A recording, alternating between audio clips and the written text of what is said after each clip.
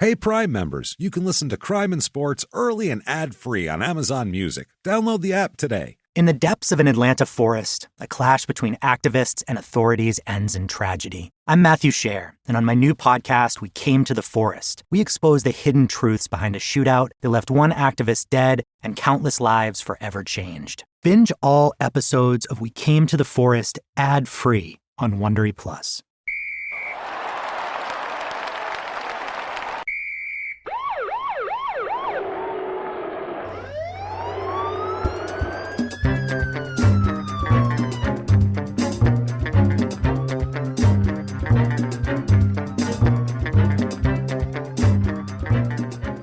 Welcome to Crime and Sports. Yay! Bullseye again with the yay. My name is James Petrogallo. I'm here with my co-host. I am Jimmy Wissman. We're pumped, guys. You're as damn usual, Crime and Sports back again, as always. We're never going to leave you. No. We're here, well, at least until we run out of criminal athletes, but that's a couple years away, so don't worry about that for now. We'll all be dead by then, right? Yeah. Let's look at it that way. Fingers crossed. Fingers crossed. Thank you guys so much for all your help this week on iTunes with your iTunes reviews. Nuts. We've said it over and over again. That is the life's blood of a podcast on the business end. It just drives you up the charts, and that's iTunes' weird algorithm. That's what is important to them. It's reviews and listens and everything and downloads, all of it put together, but they're very important, and you guys come through for us every single week. So damn week. If you have not, please get on iTunes. Do it. Give us 5 stars. Doesn't matter what you say. Tell us you're following instructions, following directions. Doesn't matter. We'll take it. It doesn't even matter. It's just on the business end. It really, really helps us out. Yeah. If that's not enough for you, if you're like sometimes it's not. Sometimes it's not. And sometimes these people are so amazing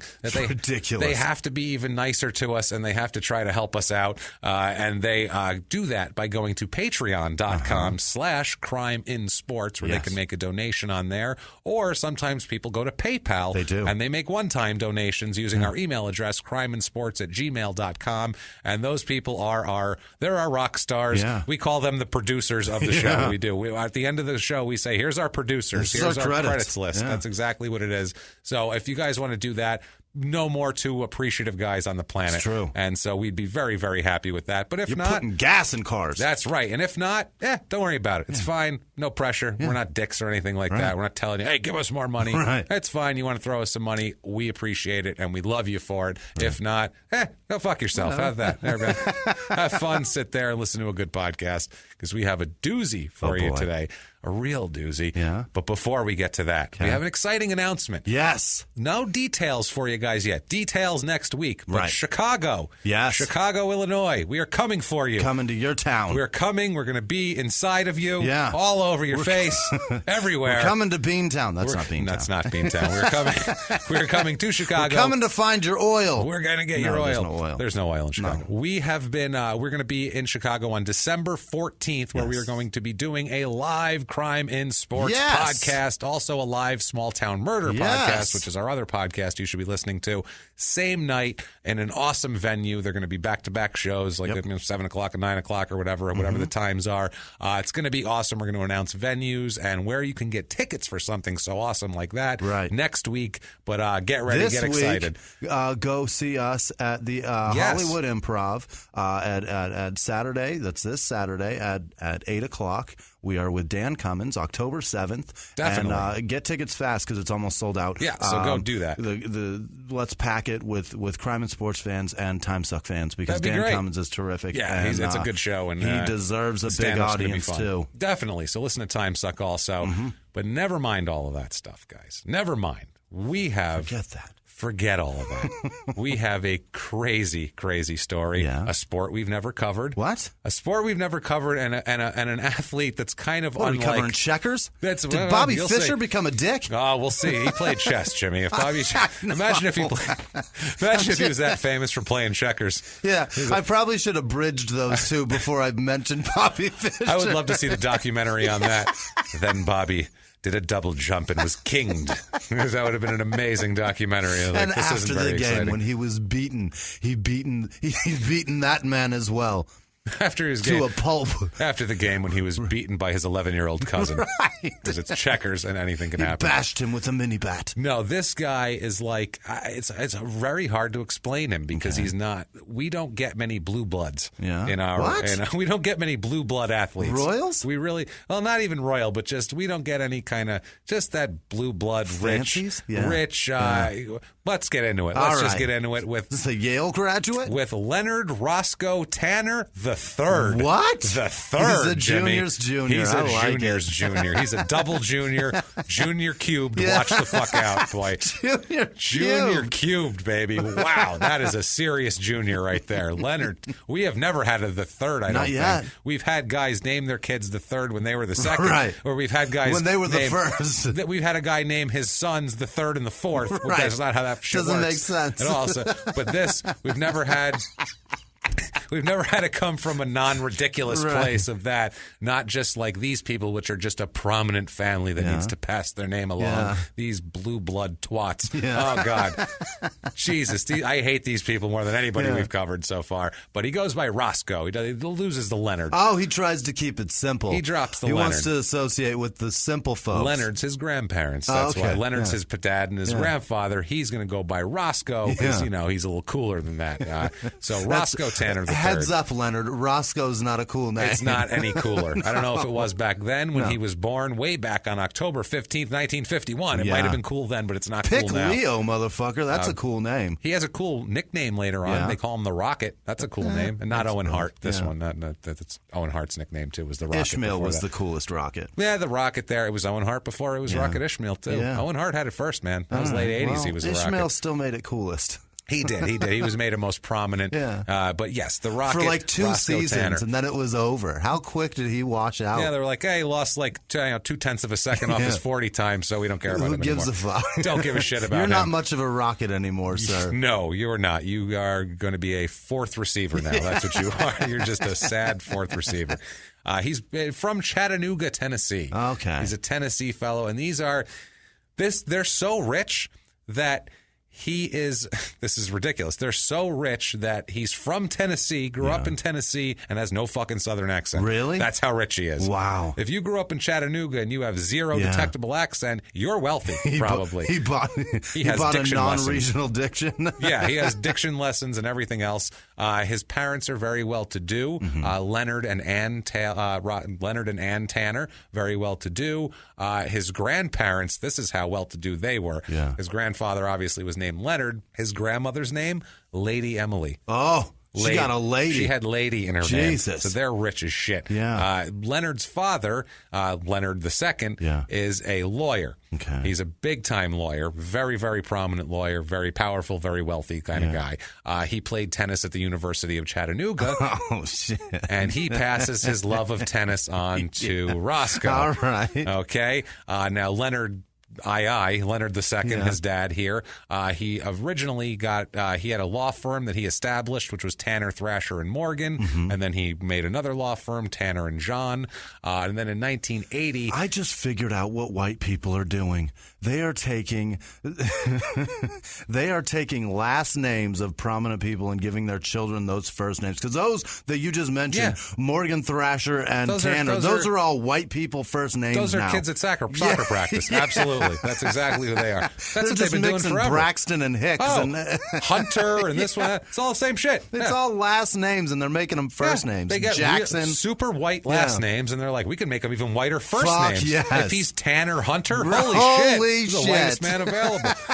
So that's what he has here. In 1980, his dad becomes... And by the way, black people started this, so stop it. Black people have the coolest names. Well, yeah, and then sometimes... And then you get to Brickashaw, so it's really a crapshoot. I mean, honestly. It's a crapshoot on both sides. Black people had the cool names, and white people got jealous. That's what happened. They're like, we'll make last names first names. No race has the high ground on this one, I'm going to say. We're just all terrible. We name each other all awful things. Let's just say that. The Brickashaw's pretty brutal. The Brickashaw's bad. With a fucking apostrophe. That's awful. That's awful. Somebody really fucked up on that one, man, I got to say. They made a mistake. So his dad, like I said, 1980, he becomes president and CEO of Mitco, which is a company specializing in the manufacturing and sale of industrial tires. around the world, which is this is what rich people do. They now buy companies where they don't do shit and they just get checks every week. They just move shit. In 1987, he purchased No Tat International Tire, and he operated the business until he retired, basically. Yeah. So tire companies make so much money. He's making a fortune. He owns 2 tire companies and had his own law firm. Yeah. He's very, very wealthy. How very many times prominent. do you go through tires on a car? You know what I mean? Like that's the most replaced part on your vehicle. And this is industrial tires. So this is going on trucks and big trucks. Yeah, things like that. They're getting replaced a lot because they have to be by safety standards. So when asked how he started playing tennis, let's find out with an in their own words. I was bored as fuck. I was real bored. In their own words, early on, let's do this. Let's get into it. In their own words, quote, "Well, when I was 6 years old, my dad wanted me to be able to learn how to play tennis just so that I could play if I became a lawyer or something like that to do after work, like a social game. There was about 4 or 5 of us that started taking lessons in tennis. We did Little League Baseball, we played football together and everything else. And we were really competitive and started playing tennis tougher and really enjoyed it and played it all the time." Okay. So it's true. Bored as fuck. Bored as fuck. Just in case. This is blue blood shit. This is, I mean, my parents never did shit like this. My parents were never like, hey, I'm going to teach you this so later on. They never did any of that. In case you meet somebody professional that plays this shit on their lunch breaks as like a business growing thing. Well, when you're a lawyer and you go to the country club, you might want to be, people might want to offer you a social game of tennis. So you may should want learn to know how to play that. So that's why he was learning. My parents never, ever did any of that shit. They're like, here's some food so you're not dead when you're older. Like, that's what I got. My parents that's your future. My parents were like, here's how you mop the floor in case you wind up at a country club mopping floors. You're definitely not going to be mopping. Yeah, you're not going to be playing tennis there. So that's no. I read that and I went, wow, we grew up really different. And how different is this than every other athlete we've covered either? No one was like, my father, once I got out of an Ivy League school, he expected this out of me. And instead, I decided to rape 12 people. That never happens in every It's always my dad beat the shit out of me. We went to an Ivy League school and stole books so I could learn how to read. Shit like that. Yes, exactly. Roscoe is left-handed, which is a big deal in tennis and every sport, really, where it's hard to play somebody that's lefty. It's hard to box a southpaw. Left-handed basketball players go the way you're not expecting. Lefties can't use my fucking golf club. No. Hard to pitch to a left-handed batter. Lefties cause a problem because there's less of them, basically, and you don't see it as much. So tennis, just like baseball or like golf, your ball has a little slice on it. Even football, I've seen, you watch a lefty throw a ball, it doesn't look like a righty threw the ball. It's fucking weird. It's weird. The tip is pointed in the air. It's fucked up.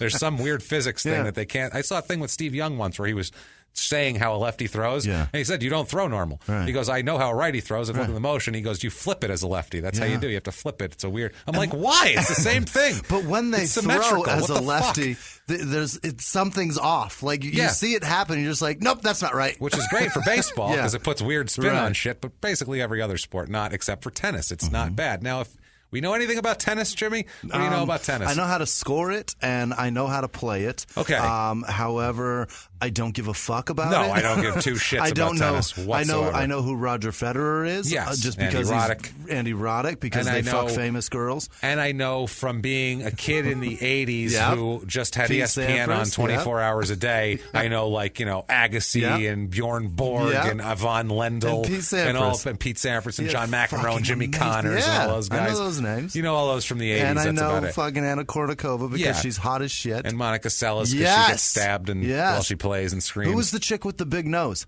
I don't remember. Navratilova? That's where I'm at. No.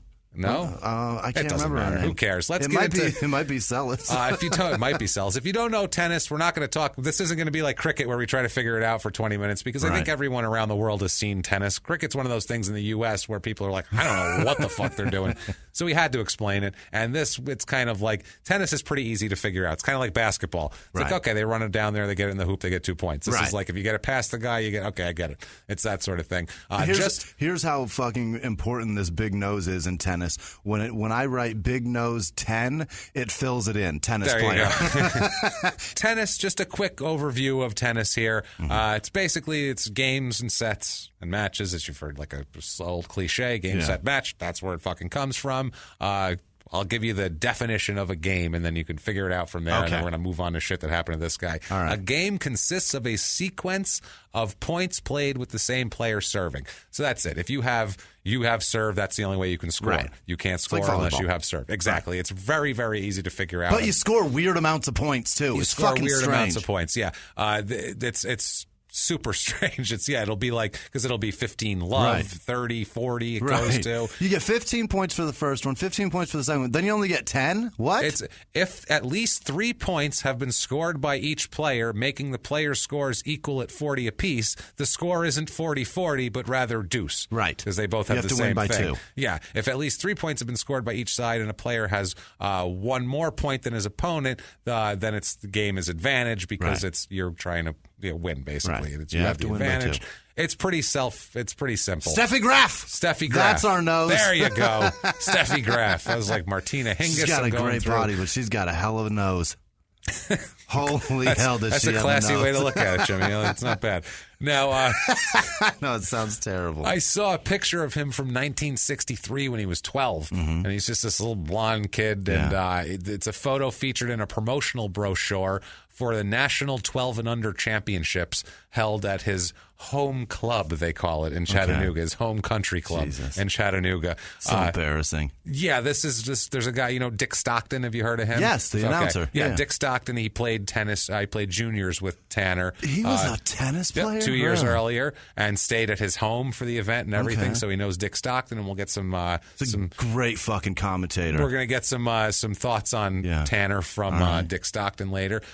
Tanner goes to the Baylor School, not Baylor College, where crazy shit happens. Headless basketball players are found. It's not in Texas. It's not total scandal. We'll put it that way. It's an upper crust boarding school for rich twats. Is what it is. You just said upper crust. That's enough. That's it right there. It's a boarding school. That's what you need to know. Rich twats. For rich little shitbag twats.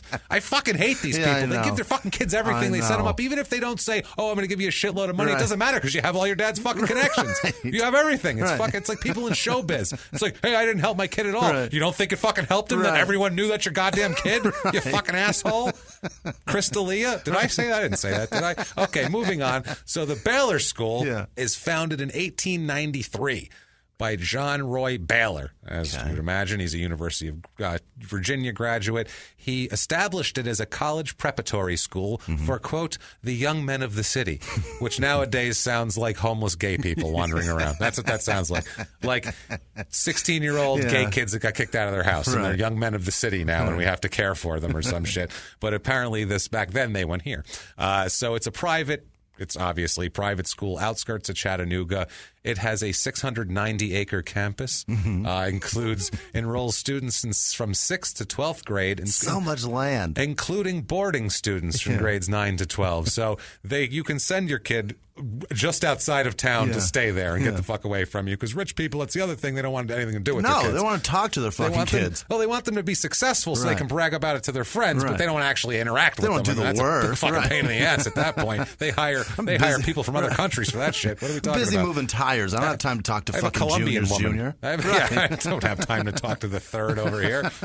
They have 148 member faculty. Wow. It's pretty fucking funny. They won a Baylor student has won the Siemens Award for advanced placement in math and science. Like every year they win there. They're also terrible award. That's the Seaman Award.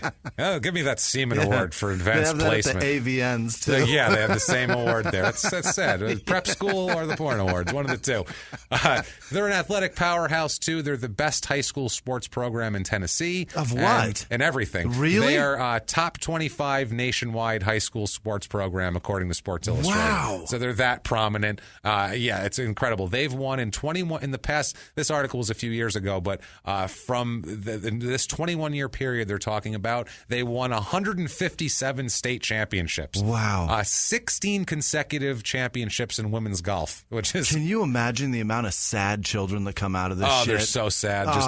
My parents don't like me, but they sent me here. My childhood was robbed by my parents forcing me to this fucking angry regiment of horse fucking pills. Dude, to get out of my parents' house? Wait, to get out of the fucking house and have structure? I don't know about this structure though, man. To have structure and have like people you could have hung out and that's a lot of acreage. You could have gone out and been smoking weed behind the trees. I had a great great these fucking kids time aren't there. smoking weed out there. Yeah, they are. You think Shit, so? yeah, they are. Yeah. Shit, yeah. Fuck yeah. You ever seen Outside Providence? Yeah, I Kids guess in you private got a school are point. smoking weed. Absolutely, damn it. I always picture it like the movie Toy Soldiers with Sean Astin, and I was like, I think I can get involved in that. If anybody comes in, we can arm ourselves and hold them off. I picture it more like Sleepers, like there's problems going on. That's much worse. Yeah, that's a way. They're also good at they've been repeatedly named national champions for both men's and women's swimming by Swimming World magazine. They're very good at pansy sports. Yeah. Basically nothing that minorities play.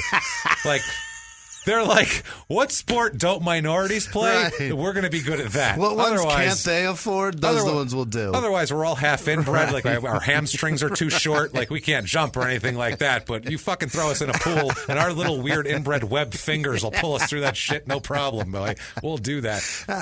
They swim to survive, and we swim for fun. Yeah, exactly. We're going to win. Absolutely. They're no football or anything like that. They don't do any of that. See, that's where I was going. Like, I'm basketball? picturing... No, not very good at basketball. Oh, this fucking chocolate... No, there's no way that these chocolate-eating fucks are beating Jamal on the court. Definitely it's not going to happen. The 2017-2018 Baylor tuition is for day students. It's $25,000 a year.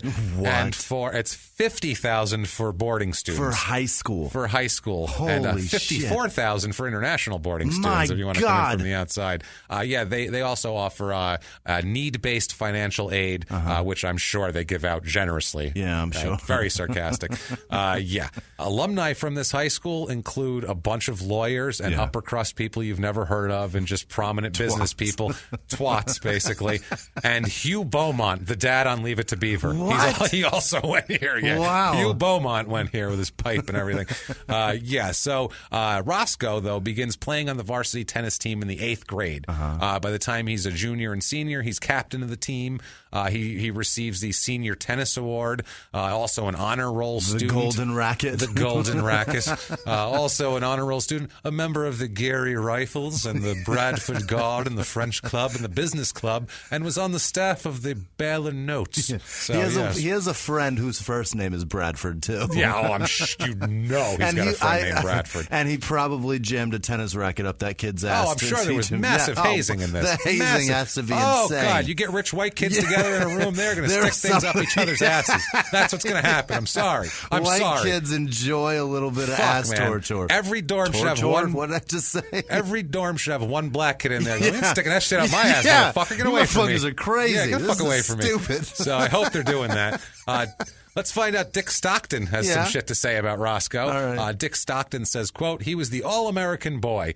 He was he was from a great family and people loved to be around him. He was kind of like the Pied Piper. He just drew people to him. The Pied Piper, that's a terrible... Wasn't the Pied Piper a terrible person? I don't know. Didn't it kill people? I don't know. I just feel know like that the people Pied Piper, swarmed to people them. Paid. It's like a siren song type of deal. I know that much. So I guess that's what he was going for. I thought he played up... Well, you know what? If the Pied Piper's a bad guy, then Dick Stockton is more clairvoyant than anybody would have fucking known, because we're going to find out some bad shit about Roscoe here. Stockton played doubles with him when they were like kind of semi-pros here. Dick Stockton's wife, Liz, said, quote, he never lived in the real world that most of us lived in. Looking back, I'd say entitlement has a lot to do with it. No. A little bit. Shit. Yeah. They wanted him to go to like a local school to play tennis, like maybe like where his dad went. Yeah. He says, I'm going to Stanford. Wow. So I'm going to go get some West Coast Ivy League up my ass here. But Stanford was not a good tennis program when he went. They were all like, what are you doing? You're going to a shit tennis program. But he basically... 69. Okay. 1969. So I mean, he's going to Northern California in 1969, but he's not going to be like a hippie or have any fun. He's going to play tennis at Stanford. So it's a little bit different with the rest of the blue blood twats. So he's there. He turns the program into a contender. Weird. He's that good. He earned All-America status for 3 straight years. They basically became a national powerhouse in tennis after that. They would produce 17 NCAA Division I men's title teams. Also would draw in guys like John McEnroe to come to Stanford after him because it was a prominent tennis program at that point. The inception of Stanford is a really weird story. I've actually heard some shit about it. It's a fascinating story. I forget... I forget it, but it's fucking good. I promise you it's a good story. Bro, you totally had to be there. That is 100% the best.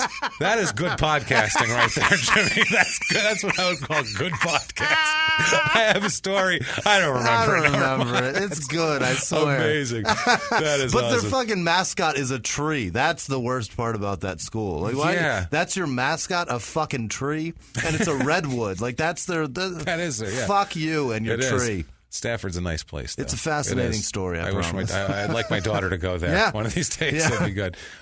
So anyway, he's there, like I said, he's all of this. Now, his coach, Gould, just loves him. Was his last name. He just did that. It was fucking hilarious. I loved it. Gould said, quote, he started this whole damn program. Really? He started this whole damn program. That's our boy. Yeah, he said, quote, he was an honorable, fun guy, one of the nicest guys who ever played for me, but he brought things on himself. And once the spiral began, it wouldn't stop. Uh-oh. So let's get some foreshadowing on here. Now, before he came into Stanford, too, they hadn't won any NCAA team championships. Nothing. So he came in, and all of a sudden they were a powerhouse here. 1969, he plays in the U.S. Open, because back then he could just play in the U.S. Open. He loses in the first round there. 1970, he's in the U.S. Amateur Tennis Championships, organized by the U.S. Tennis Association. This was the third year of this tournament. In 68, Arthur Ashe won it. So this was like kind of becoming a cool tournament. Yeah. And then Arthur Ashe went on from that to winning the U.S. Open in the same year, which was a big deal to go from the amateur to that. He died of AIDS, yes? Yes, I was going to say, Arthur Ashe, what do you know about him? Before even tennis, AIDS comes up. You know what I mean? Yeah. It's just one of those things. I just go, died of AIDS, and then what? Oh, he played tennis for a while. Oh, that too. Yeah, that's why we know he died of AIDS, because he played tennis. That's great. But we don't associate tennis until after AIDS. That's embarrassing. That's correct. We're assholes. That's what it is. That's what's because. I'm just saying, not just me and you, fucking everybody. Because anybody that just heard Arthur Ashe just died of AIDS. Yeah, well, more famous people I know played tennis than died of AIDS. Right. So that's what I think it is. Like, that's more of a sore thumb sticking out. No pun intended, I guess. A sore thumb would be a pun for that, but whatever. So Roscoe in the U.S. And then the third thing is black guy. Like, that's like black guy and activist. Like people, like, he went out of his way for civil rights and stuff. Absolutely. But that's after AIDS. That's after AIDS. Yeah. AIDS, but he tennis, happened to be an amazing person. AIDS, tennis, activist. That's what you know right away. AIDS, tennis, black guy, activist, amazing person is fifth. Tennis, and well, you know what? I'm going to say, wait a second. I'm going to fix this here. Black guy is second because you'd say AIDS. Wasn't he the black guy who played tennis? So you'd say black guy first before you officially said tennis. That's how I think it would go. And then white people go, pain in the ass activist. Then they'd be like, oh, yeah, that guy there. Yeah, son of a bitch. So I feel like that's what it is. I feel like it's black. It's AIDS, black, tennis, I feel like is the thing. And then everything else after that. Poor you're going to die over we there. are ruining his legacy. You're going to die worse than him over there. Oh, man. So, holy shit. So he's in the U.S. Amateur Championships in 70. He goes all the way to the finals. He faces a guy named Rahun Rahim. He's a Pakistani guy who played at UCLA at the time with Jimmy Connors, who played there, another famous champion. In July of 77, 7 years later, Rahim would become the highest-ranked Pakistani-born tennis player ever at number 44. Roscoe beats him in a tough match. Between who? I don't know how many there are. Really, his whole family was into. I looked for an hour about this fucking guy. Really? This is why I don't sleep. I'm like, I got to find out all about him so I can say one line. Yeah, I know all about his family. Did you know his family for 3 generations were into nothing but tennis, and they forced. Even though his father wasn't a rich, prominent guy, he made all of his sons play tennis. He had like 8 sons. They all had to play tennis. And this guy ended up at UCLA. That's pretty impressive. Why not? Nobody ever heard of the rest of his fucking family. Not at all. Roscoe beats him. Tough match here. 3-6, 2-6, 6-1, 8-6, 10-8. Those are sets right there. Look at that. That's how we're going to score this bitch right there.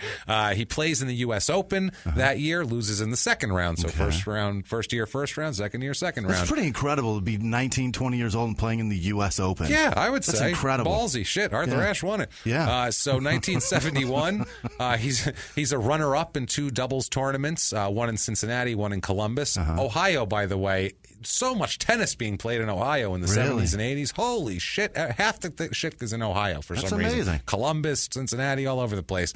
His partners there were his college teammate, Sandy Meyer, who pops up here and there. And then he won one with, he was runner-up with Jimmy Connors as his double partner once, which is pretty interesting. 1972, he turns professional after his junior year. I don't think it mattered for college because it's not like he couldn't afford to go there. Right. Anyway, he is a runner-up in 2 singles tournaments, one in Albany, New York, and one in L.A.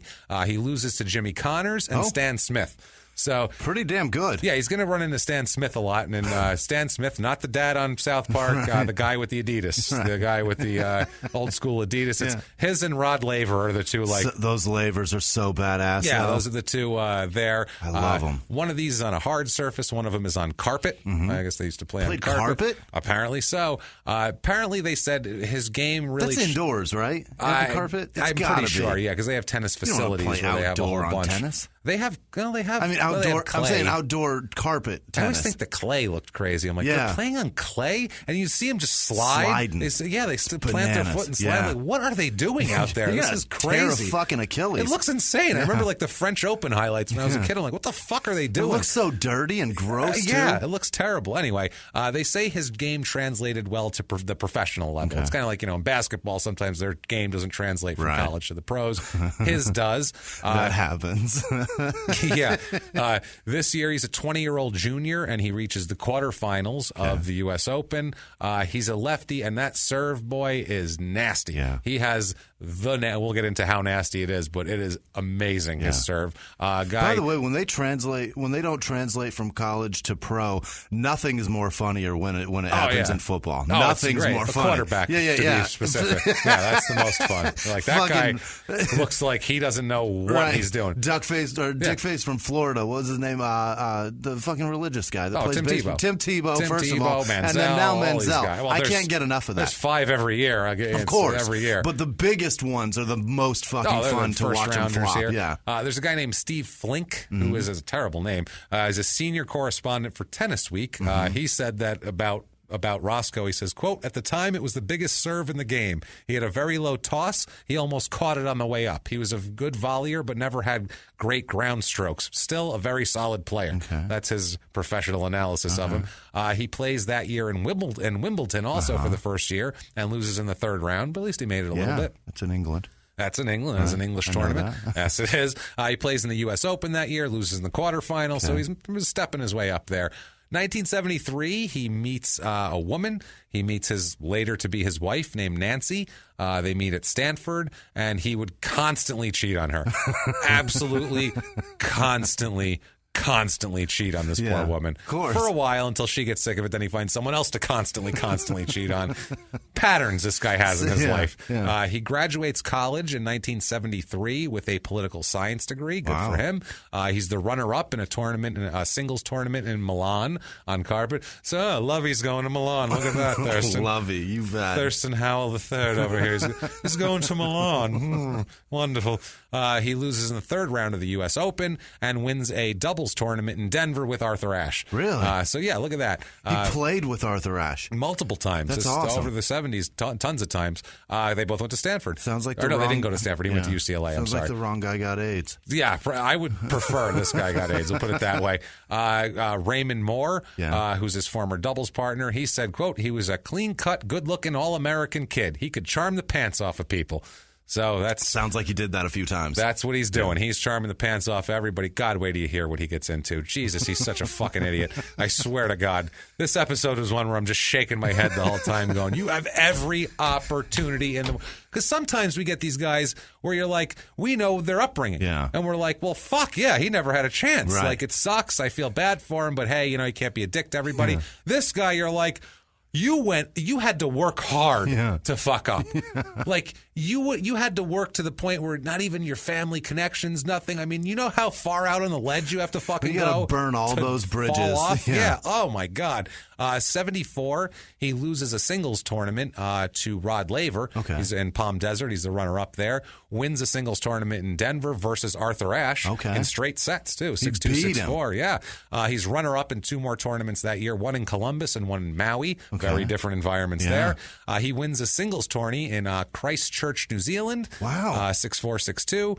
Plays in the French Open, loses in the first round. Wimbledon loses in the 4th round. U.S. Open loses in the semis that year. And he wins 5 doubles tournaments all over the world that year. In his early fucking 20s. 2 with Arthur Ashe. Unbelievable. So he's going, he's building it. He's really doing it. His father does not support him playing pro tennis, by the way. Really? No, that's not a blue blood thing to do. You don't go out there and run around and get sweaty. You watch other people do that. This is a gentleman's sport. You do this to build business relations. That's all. Right. You do that. You watch other people do it, and then you clap lightly, to not make to not feel too good about themselves. You're very quiet when they hold up the sign. He said that, his dad didn't want his dad meddling in any of this shit. And he said, quote, "Dad, leave me to figure out tennis for myself. If I don't get better, I'll quit. But if I win a national title, you have to buy me a car," he said to him. And he said his dad didn't get him 4 cars, though, because he won 4. He said, "Never got me the 4. He said, "I got one, a used white Pontiac Tempest," which is,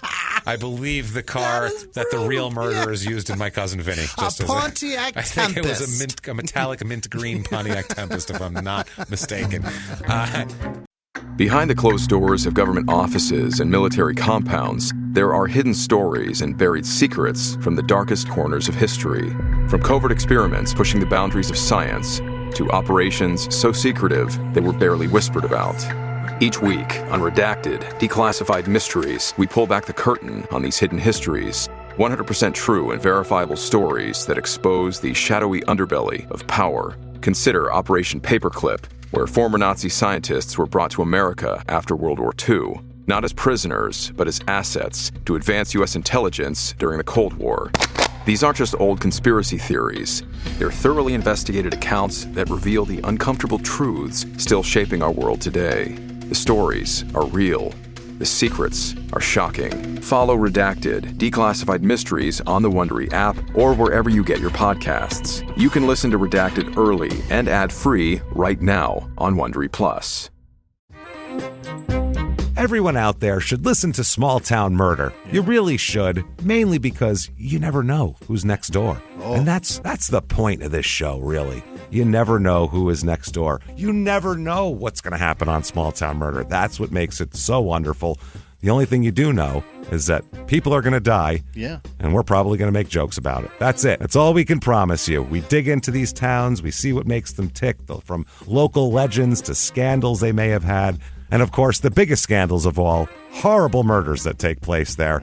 And we put our, what I feel is a completely appropriate comedic spin on the whole thing. And you know you need a laugh right now. So get in there, listen to Small Town Murder, follow Small Town Murder on the Wondery app or wherever you get your podcasts.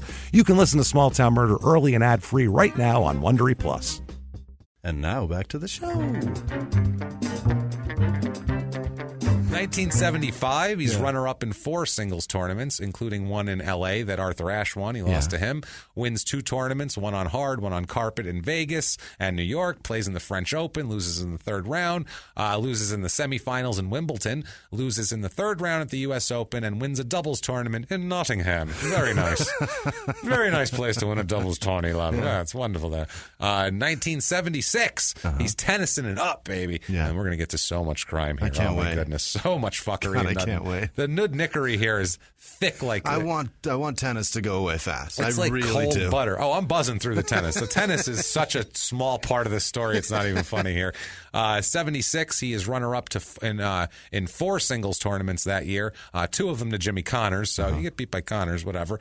He wins 5, though, in Cincinnati, Columbus, San Francisco, Tokyo, and Beckenham, UK. In the UK, he beats Jimmy Connors for that title. So good for him. Gets some revenge. Loses at Wimbledon in the semifinals.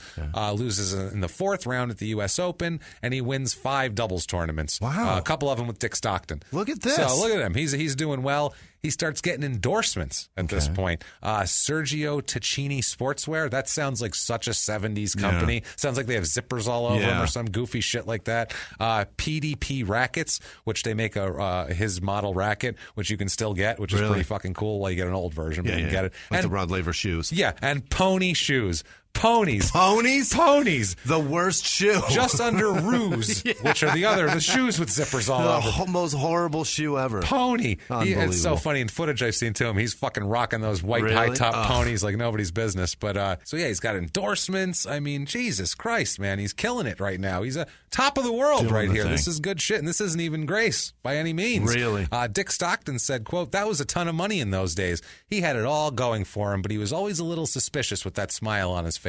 He might tell you one thing and 5 minutes later it was a different story. He told people what they wanted to hear." Yeah. And here comes he's a con man before anything. Yeah. By the way, through this whole time, his main loves are cheating on his wife, womanizing, gambling, drinking, and sweet cocaine. He loves it all. The 5-pack right there. He's essentially a fucking rich white guy. That's he is what a he rich loves. white guy, exactly. He's doing everything that rich white guys do. He loves to do all that. She thinks he's James Bond, this fucking guy. That's what it is, because you'll see he thinks he's Mr. International. Plus cocaine. Right. I don't know if Bond did cocaine. Bond. No. Although maybe, because he had a lot of energy, James Bond. He did a lot of shit. You know what? When did he sleep? He never got shot either. When did he sleep? I never saw Bond sleeping that much anyway. He's always fucking women. He's fucking. He's constantly not sleeping. He's gunfighting. He's running. The only way to fuck that much is with cocaine. That's what I'm saying. See, lots of cocaine. You can't finish. You just got to constantly be coked out. Keep it up. So 1977. This begins his big ascent into greatness here. January 1907 at the Australian Open. This is a major event, a Grand Slam. The Grand Slams are Australian Open, U.S. Open, French Open, and Wimbledon. Those are the four big ones. Where do they play that in Australia? Is it Sydney? I think it's Sydney, yes. They might actually have matches in different places there, because they're over the course of a little bit of time. But it's here. On the east side of the country. I believe it is. Yeah, I would imagine it's not in Perth. You know what I mean? No. So at the Australian Open, he goes all the way to the finals up here and beats Guillermo Villas of Argentina in 3 straight sets in the finals, 6-3, 6-3, 6-3, and he has a Grand Slam title. That's immortalized. Yeah. That's you win a Grand Slam title, that's your claim to fame forever. That's not some shitty tournament there. I've never heard of this fuck. Never heard of Roscoe Tanner, huh? Here's a fact for you. In 1988, there was a poll. I don't know who did the poll, but he was the number 4, a poll for women, the number 4 most liked athlete by women in the United States. Is that right? Wayne Gretzky was number 5. He was number 4. In 1988? 1988. Who the fuck else was there out there at that point? Joe Montana. I don't know, I guess. John Elway. Dan Marino. Dan Marino probably was. Yeah. I don't know. I can't think of anybody. Women Larry Bird? I don't think women like Larry. He was not a handsome man. No, he looks like a bowl of porridge. No one's looking pretty bleak in that face. But and he had horrible hair. Oh, the worst hair. It was bad stuff. That's the worst white man hair, is that curly afro thing that he had. It was ugly. Is that even curly? I don't know what the hell it was. It's just a mess. Fucking mop of awful. Yeah, that's it was what a mop of awful, a blonde mop of awful. Ugh. That's what I mean. He's people know of him and like him. He's basically lucky to be handsome in a time that nobody in sports was handsome. And he's not even that handsome, honestly. Really? He's just kind of clean cut looking. That's what it is. He looks clean cut. That year, 77, after he wins the Australian Open, this is in January, he wins the Open. He is runner-up in 2 tournaments in New Jersey and Las Vegas, one of them to Villas, Villas' revenge, I guess, and one to Jimmy Connors.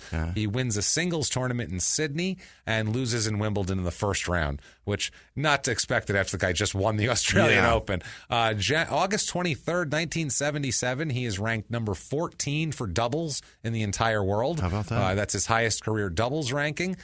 Peter Bodo of Tennis Magazine said, and this is good about him, this is kind of really This really sums him up. He said, quote, "He wasn't a cheater on the court, but there were a number of people who weren't crazy about him. He had that high giggle, something off the mark. Roscoe wouldn't always say what he was actually thinking. You would hear things, though. The rumor at the time was that he was a womanizer." Okay. Well, that's an understatement. Yeah. Also, to a gambler, a drunk, and a cokehead you can add in there also, and kind of an asshole on top of that. He's probably just giggling maniacally about some girl in the front row that's sitting with a dude that he's going to try and bang later. This is why I hate these blue blood fucks, because they're always giggling about something, because the world is their fucking oyster. There's no consequences for Life Isn't this is so great? fun. I don't have to worry about my bills, and there's no consequences. I'd giggle fucking too. I'd giggle too. Wouldn't you? Jesus Christ. I'm the third. That's how rich I am. Giggle, assholes. It's true. Whenever things good happen for the two of us, I giggle. Yeah. I go, how the fuck is this happening? This is crazy. His whole goddamn life. It's every day for him. Every goddamn day. He wakes up and just goes, "Can you believe it? Can you believe I'm doing it alive? again?" I woke up. This is beautiful. Again. Wow. Where's that fuck cocaine? That. Where's the cocaine? That life sounds terrible. That year, he also loses in the fourth round of the U.S. Open. In December of 77, they have another Australian Open for some goddamn reason. I don't know why they have it in January one year and December the next. Who the fuck knows? Shit's backwards down there. I don't know what to tell you. They have another one here. This time, Roscoe, and he comes back as the returning champion, loses in the first round. Eesh. That's ugly after you just won the goddamn thing. After you're the guy. You are the guy. First round KO. That's brutal. Yeah. Now, 78 is when now that got him famous, the Australian Open thing, because people just knew his name. But 78 is when he really starts to be kind of pop culture famous. Yeah. First of all, he loses a singles tournament in Philly. He's the runner-up to Jimmy Connors in one tournament. But that's not important, because in February 78, that's when this is his legend right here. This cements it. He serves in a tournament a 153-mile-an-hour serve. 153 it's clocked at. It's the fastest serve in history. Still. Not still. Wasn't broken for over 25 years. Wow. Though. That's how, man, we'll get into when it was broken. You know what I just thought of right now as you're talking about this, and you just rattled off 1979? Yeah, 78. 78. I mean, I was thinking about when you said in 69 he went to college. Right around, isn't that Vietnam time? Yeah. Shouldn't he have gone to the fucking war? How many rich kids? What the fuck? I hate this guy. Well, that's anyone who could afford college. He just figured out. He never even thought of that as a thing. I better go to college. Like Vietnam. That's for fucking poor kids. That's for brown people who play those contact sports that I'm not interested in. Right. That's for those people that bang into each other and jump all around. Somehow he figured out how to not have to go to the service with their correct length hamstring muscles. That allows them to jump. So they do a whole thing about, how does his serve compare to other players? What does he do? And they basically said later on they do a thing and they say his serve is a lot like Agassi's. It's the relationship. It's so weird. It's the relationship between the backswing and the drop, and it's all the scientific tennis shit that we don't care about at fucking all. They say an early release on the toss of the ball. The toss motion seems circular. The ball is thrown well ahead, and he does a weird motion that shouldn't produce what it does, but it does, basically. And he's a lefty, too. Right. That's why it's funky, I think, too. It's like, who knows what's coming out of that goddamn thing. Now, he wins 2 more tournaments later that year in Palm Springs and New Orleans. Goes to the French Open and loses in the 4th round, so he gets a little further here. Wimbledon loses in the 4th round. U.S. Open loses in the 4th round. Okay. A lot of 4th round losses that year, but he set that record, so it didn't even goddamn matter. How many rounds are there in this shit? I believe there's 6, I want to say. That's pretty decent. Get to the 4th round of 6th round. 6 or it might be 8. I'm not sure. That's possible too. That seems like a lot of fucking tennis. That's so much. It goes on for days, Jimmy. I know. Just fucking days of the U.S. Open. And it's so popular. Week of shit. I know. I've been in New York. And it's expensive. It is. I've been in the area. I don't know how it timed out, but for some reason I was in the area of the U.S. Open in like 2002, and it was a fucking nightmare. There were so many people everywhere. I was like, why are you here to watch tennis? Well, you all came to watch tennis, really? Also around that time, at 2002, the tourism of New York was fucking enormous. People were like, let's go see that ground that's zero. True, yeah. That's a fucking bonding moment for people. I just wanted to go home and eat. Yeah. So, So anyway, so one more tournament that year. He wins a doubles tournament in Palm Springs with Raymond Moore of South Africa, which is probably the only whiter guy he could possibly fucking find. That's his last doubles tournament win. 1979. God, shit starts to get interesting for him here. He wins 2 tournaments here, both against a guy named Brian Gottfried, who doesn't sound like a professional athlete. He's runner-up to John McEnroe in New Orleans in a tournament, runner-up to Peter Fleming in Cincinnati, and loses in the semifinals of the U.S. Open, but he goes to Wimbledon that year. Okay. And that's when shit gets crazy for him. Wimbledon that year, they first broadcast it the year before, NBC did, and they were trying to figure out basically what to do with it. Because what they would do is they would broadcast it before, but they would broadcast it, they do it in the morning, and then they would broadcast it late in the afternoon when people already knew what happened because the afternoon papers had come out back then, so they just knew. So Don Ohlmeyer, who I don't know if you've heard of, but he's a famous television executive, especially in sports, he comes in. NBC? NBC, yes. Yeah, he comes in, and it's his first year is in 78, and he says, how long's this been going? He didn't even know what it was. He said, how long's this been going on? And someone told him, only since 1877, Don. He was like, oh, shit, my bad. And he just been bouncing that ball over that net and shit. What's going on there? He just said, well, shit, we got to show it live. What are we doing here? He's like, this is ridiculous. And they kept telling him, it'll be on so early, only the kids will be watching, and no one will, they'll watch cartoons, and you're not going to get anybody to watch this fucking thing. So he said, or they got an aide of his said, they ended up coming up with Breakfast at Wimbledon, which is what they ended up doing. The only thing was they wanted a good finals match for this. They're like, okay, it's going to be Bjorn Borg. He was a Swedish guy. And then they were hoping. Was he? Yeah, he was. In case you were wondering. In case you were wondering. Then they also had John McEnroe. And so they were kind of maybe looking for a McEnroe, Borg, type thing, that sort of thing. But instead, they get Roscoe Tanner going all the way to the finals. They're like, all right, fuck, this isn't a prominent first, guy name. What do we do here? They were worried. They had 5 hours to fill. They were worried about literally because the play is going on while they're doing their opening for the show. It all starts at the same time. Sure. So he was worried the first set was already going to be over. Because they're like, Bjorg's going to kick this guy's ass in 2 fucking minutes, and then what are we going to do? This is insane. We're going to go in halfway to a match, and then we have to talk for 4 hours. We got ratings and shit to worry about. What do we do here? So what he does is he says Ohlmeyer goes to Donald Dell, who is a commentator and also Tanner's agent at the time. Okay. And this guy says he'll look into it. And what they do is they ask him if they could basically buy him an extra. They ask Dell and Tanner if they could buy him 5 minutes. Will you buy us 5 minutes? Will you stall? So what he says is, in their own words, quote, "But I did it. I hid out in a toilet stall looking at my wristwatch while Peter Morgan searched the dressing room calling out, 'Oh, Mr. Tanner, where are you, Mr. Tanner? We're ready for you. Mr. Borg is ready.' I told them I hadn't felt well. I'll never forget stepping onto that court. I had played on center, but this was the final. I was stepping into history." That doesn't matter. The important part is him sitting with his feet up on the toilet bowl pretending like he wasn't fucking in there. Did he say a portalette? No, a toilet bowl. Regular He's in toilet. the goddamn bathroom. All right. No. I pictured him in one of those blue herpy huts. No. He is absolutely 100% in the bathroom with the stall door closed with his feet up on the toilet. Staring at his fucking watch, counting 5 minutes. Well, they're going, "Mr. Morgan," and he's like trying to make fart noises, like, "I'm in here. It's not, give me a minute. It's not going well." He's trying. Making stool in here. Making stool. So carry on, good fella. Carry on, good chap. I'll go now. So, having a movement. Having a movement. Are you all right then? So horrible. Having my constitutional. So there's no delay of game for the stall. He literally stalled in a stall. He literally went into a stall. Maybe that's where the term came from. Hiding in there. So there's an article about it, and it's like Tanner comes out of the closet. Yeah. And I found this article like halfway through. I'm like, he was fucking gay? Holy shit. Now the water closet. I was like, this story just got fucking amazing. You know what I mean? Like, fuck, his whole life he was pretending and too. Fuck, this guy's crazy. Unbelievable. This guy's got it. Man, I feel bad for him. He's out there just slanging dick, trying to convince everybody he's straight. Yeah, that's the thing. Shit. In the finals versus Borg, it's a really tough match that goes long. Bjorg actually said he had me scared.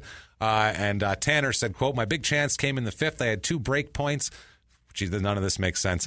1540, and I hit a forehand down the line, forehand passer down the line, barely wide. Then I missed a volley. I may have played as well, beating Guillermo Villas for the Australian title, but never better than this. And he lost. He loses to Borg. Best he ever played. Borg was nasty. I mean, Borg was a top. You're playing with the top talent in the world. It's McEnroe or Connors or Borg or one of those. Did you guys. say he had a break point? Is that what it was? He said, he had 2 break points. Okay, I think that's when you are ahead 40-15, like the next 15-40. That's game point. Like the next point you're going to win. Yeah, and he blew it on 2, barely wide down the line, and then he missed a volley. So he choked basically.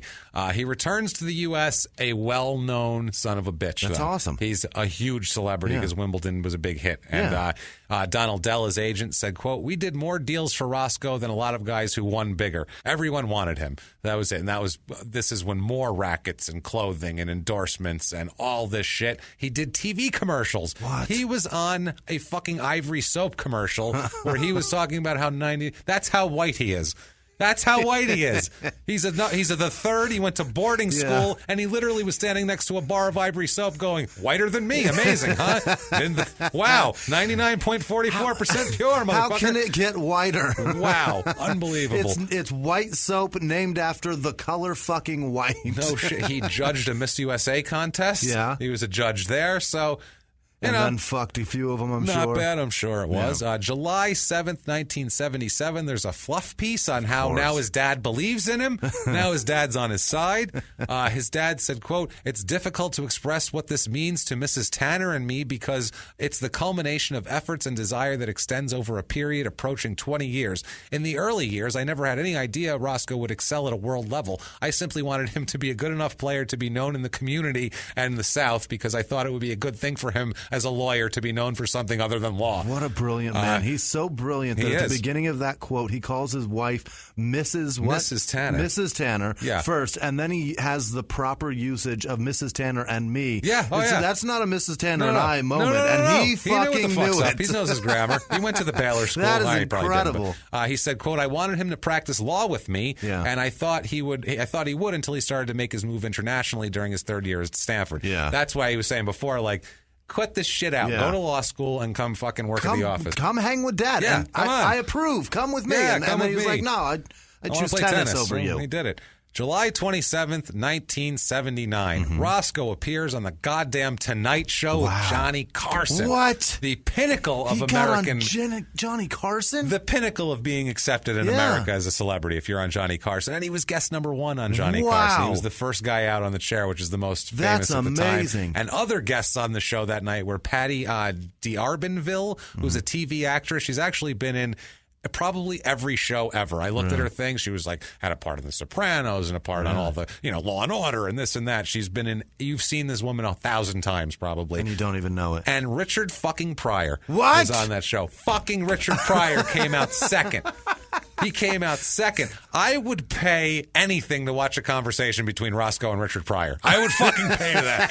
My father was a prominent attorney. My mom was a prostitute. I would fucking pay to see that shit, wouldn't you? How much would you pay to see that? I'd pay just to hear the inner monologue of Richard Pryor. What's going on? Well, this motherfucker. This motherfucker here. Wow. Unbelievable. You hit out in the toilet. You hit out in the toilet. That's the perfect Richard Pryor toilet, by the way. That was perfect. I got to give you a lot of credit on that shit. You told me you hit out and stalled in the toilet. Holy shit. That's perfect. In the toilet. Oh, man. That's beautiful, man. He sits down, Tanner, with Carson, and they talk about his commitment to staying focused during tennis games, the challenges of overly long games with good opponents, like these long battles. He's talked about how he was nervous at the 100th anniversary of Wimbledon in 1977. He said how the Queen was not impressed by the game, basically, in that. So he just basically talks about all this, his youth in Tennessee, blah, blah, blah, that sort of thing. And it's so funny because, and he also does a little demonstration of serving into the, he's serving on the studio floor. He did that on Carson? Yeah, like Letterman used to have Steve Young throw fucking footballs through a cab window. Jimmy Kimmel has a fucking scientist blow shit up. Yeah, it's kind of like that. He would have him demonstrate the serve in front of a poorly calibrated radar device. Yeah. But he still clocked in over 100, and Carson's attempts were like below 60 miles an hour, even though Tanner was telling him what to do. My favorite is when Johnny Carson was throwing knives and shit with that. That was great. That was amazing. And Richard Pryor came out and talked about how he's shitty at tennis and how he thinks it's weird that Hollywood actors, their egos make them think they're good athletes too. And he's like, I ain't one of them. I know I suck at tennis. I'm not saying shit. That's hilarious. Which, he's smart. Dad, you told me your dad sold tires. My mom sold a pussy. Oh, God. You know it, man. I want to be at that night I so want bad. to be there. I just want to be in the green room. Yeah. I want to be on the in-between when they're on the couch and they lean over and whisper to each other. What the fuck do they have to say to each other? He said pussy the best way ever. No, he did. He said it so fast. Pussy. Like, yeah.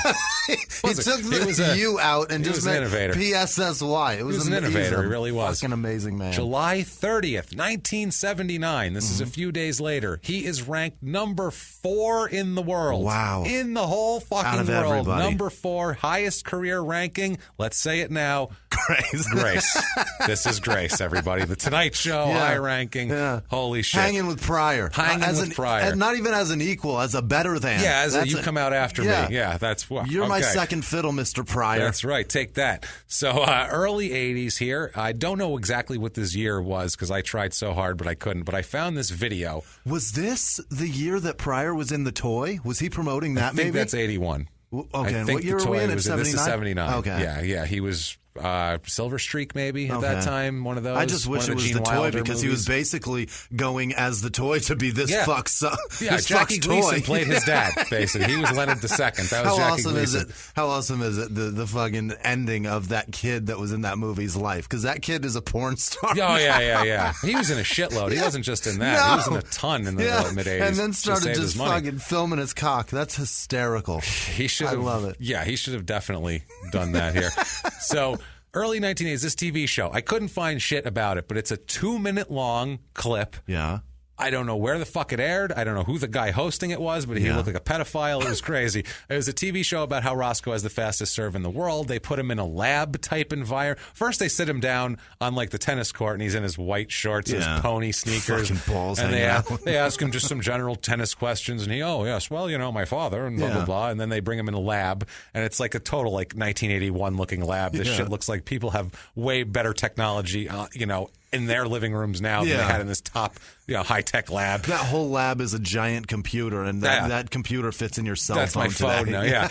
So they tell him to stand on this plate thing that measures force and serve. This is old technology. What the fuck? They say they can measure precisely how much force is going out through this plate in the ground. What? Then there's the old man pedophile looking guy. He's also wearing, I don't know why, but he's wearing little tiny tennis shorts. And it's like, why are you wearing white tiny tennis shorts, you weird old You don't even pedophile? have a racket, you weirdo. I get why Roscoe's wearing them. He's a fucking tennis player, but this old creepy man doesn't need short shorts in the name of science. I don't think that's going to fucking help. I really don't. Just a thought, I hope the cure for cancer is found by a man with his balls hanging out of his fucking bike shorts. Of his fucking white shorts. Then he hits the ball, he does it, and then they cut to a guy standing in front of a television screen, but it's up high, and he's pointing at it. It's this weird, looks like an 80s computer screen monitor, and this guy excitedly sounds just like Borat. And he's giving the results, and he goes, the 349 pounds of the pressure, and he's hyper, and you're like, what the fuck is wrong with this guy? It was such, it's so weird. Much, it's so much power. It's so much power, I don't know. My wife, she's the power. So then the pedophile guy says, quote, of course you have to have the force coming from being planted on the ground because you can't shoot a cannon out of a canoe. And that's the end of the video. And I'm like, what the fuck did I just watch? Who did they film this for? Who are they showing that The to? ending line is something that doesn't make any fucking sense. Literally, because you can't shoot a cannon out of a canoe. And he says that to Roscoe, and Roscoe just tilts his head and goes, I guess. I don't know. He's got a point. Fuck do I know? I got to go do some coke and cheat on my wife. I got to get going now. Sorry, but I'm out. 1980, he's a runner-up to John McEnroe in a tournament. He beats Stan Smith in a tournament in Manchester, loses in the quarterfinals of both Wimbledon and the U.S. Open that year. 1981, he's a runner-up in 3 tournaments that year: Memphis, Tennessee, Bristol, UK, and Sydney, Australia. Sydney, he lost to McEnroe, so that's honorable. That's fine. He wins a singles tournament in Philly. 1981 Davis Cup. You know what the Davis Cup is? It's like they do the same thing in golf. I think it's the Ryder Cup in golf, where it's international teams. Gotcha. It's that sort of thing. Everybody playing against everybody, but it's like where you're from. Yeah, it's where you're from. It's very racist. It's exactly it. Yeah, get those sons of bitches. Yeah, I don't like their ethnicity, and their food sucks. You smell that shit they're cooking over there? It's gross. So the U.S. team is Roscoe, John McEnroe, Arthur Ashe, Elliot Teltscher, and Peter Fleming, who we talked about before. On December 11th in Riverfront Coliseum in Cincinnati was the finals. The U.S. defeats Argentina to become champions. So they won the Davis Cup. They won. The U.S. won the Davis Cup that year, so that was good. He has another trophy, I guess. Yeah. Next, Grand Slams that year. Australian Open loses in the second round. Wimbledon also loses in the second round. U.S. Open, he loses in the quarterfinals. So, it's whatever. It's not going that great there. 1981, his wife Nancy gives birth to their daughter Lauren in Santa Barbara, California, where they are. This is, things are going downhill in the career, but he's got a kid. But he's still living in Santa Barbara. He's still living. He's still got a lot of money. He's got endorsements. He's got all this type of shit. He's making good money. So, he's doing fine. And this is, he's in his, what is he, 30? That's 30. He was born in 51. So he's 30 years old. So, maybe he wants to have a family now, settle down, and kind of slow down on tennis. Because you don't play tennis till you're 40 professionally. You just don't. It's not a thing. tennis is a 22-year-old man's sport. It just is. It's a Roger Federer sport. He's young. And women's tennis, unless you're Venus or Serena, that shit's like a 17-year-old girl sport. It's like that sort of thing. She's winning Grand Slams pregnant. That doesn't matter. She's just a fucking, doesn't even matter. What she's a brutalizing fucking freak people. she is it's in great. terms of athleticism. Fucking amazing, isn't it? I'm blown so away. Awesome to watch. Now, 82, he is a runner-up in one tournament in California. Does Wimbledon, loses in the fourth. U.S. Open, loses in the second round.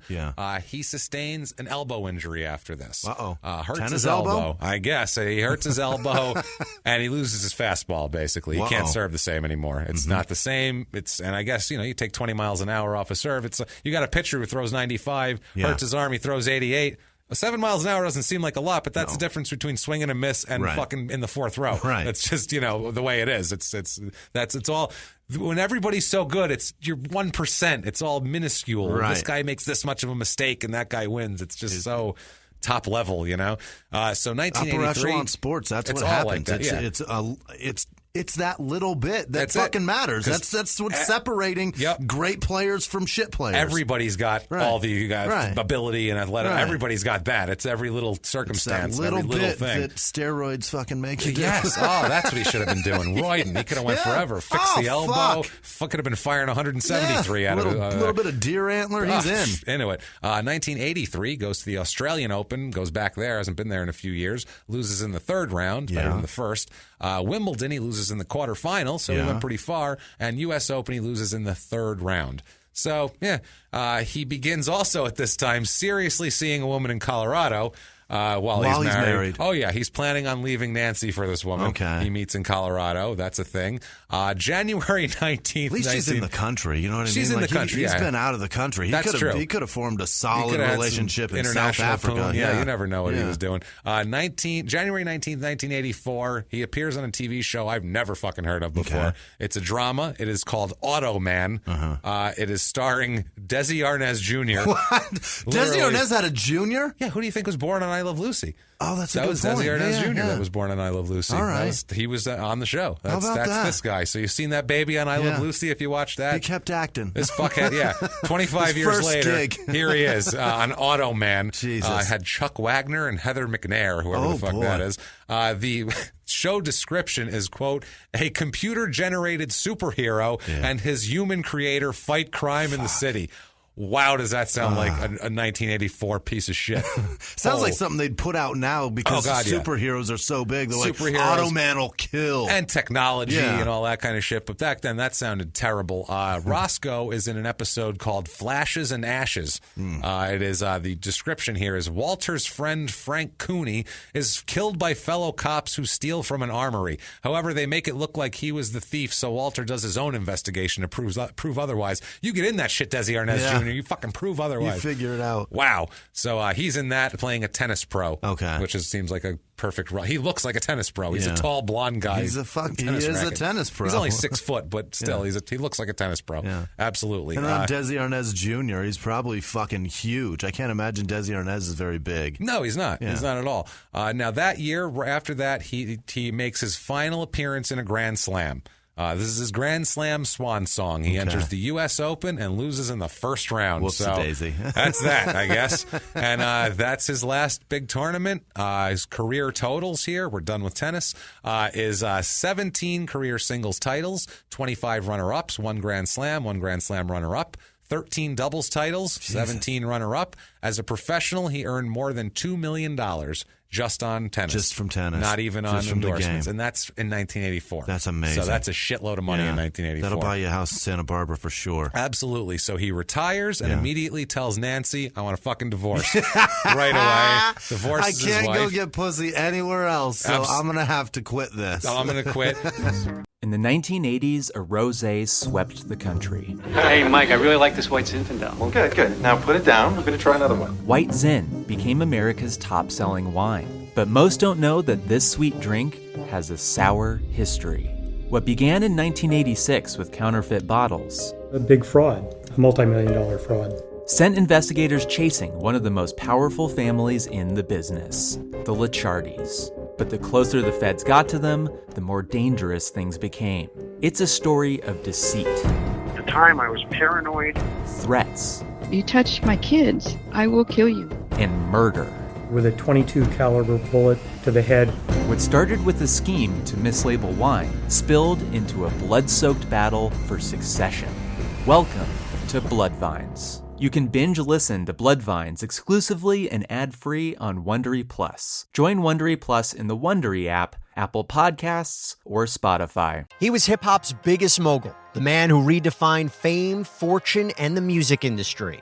The first male rapper to be honored on the Hollywood Walk of Fame, Sean Diddy Combs. Diddy built an empire and lived a life most people only dream about. Everybody know ain't no party like a Diddy party, so. Yeah, that's what's up. But just as quickly as his empire rose, it came crashing down. Today I'm announcing the unsealing of a 3-count indictment, charging Sean Combs with racketeering conspiracy, sex trafficking, interstate transportation for prostitution. I was up. I hit rock bottom, but I made no excuses. I'm disgusted. I'm so sorry. Until you're wearing an orange jumpsuit, it's not real. Now it's real. From his meteoric rise to his shocking fall from grace, from law and crime, this is the rise and fall of Diddy. Listen to the rise and fall of Diddy exclusively with Wondery Plus. And now back to the show.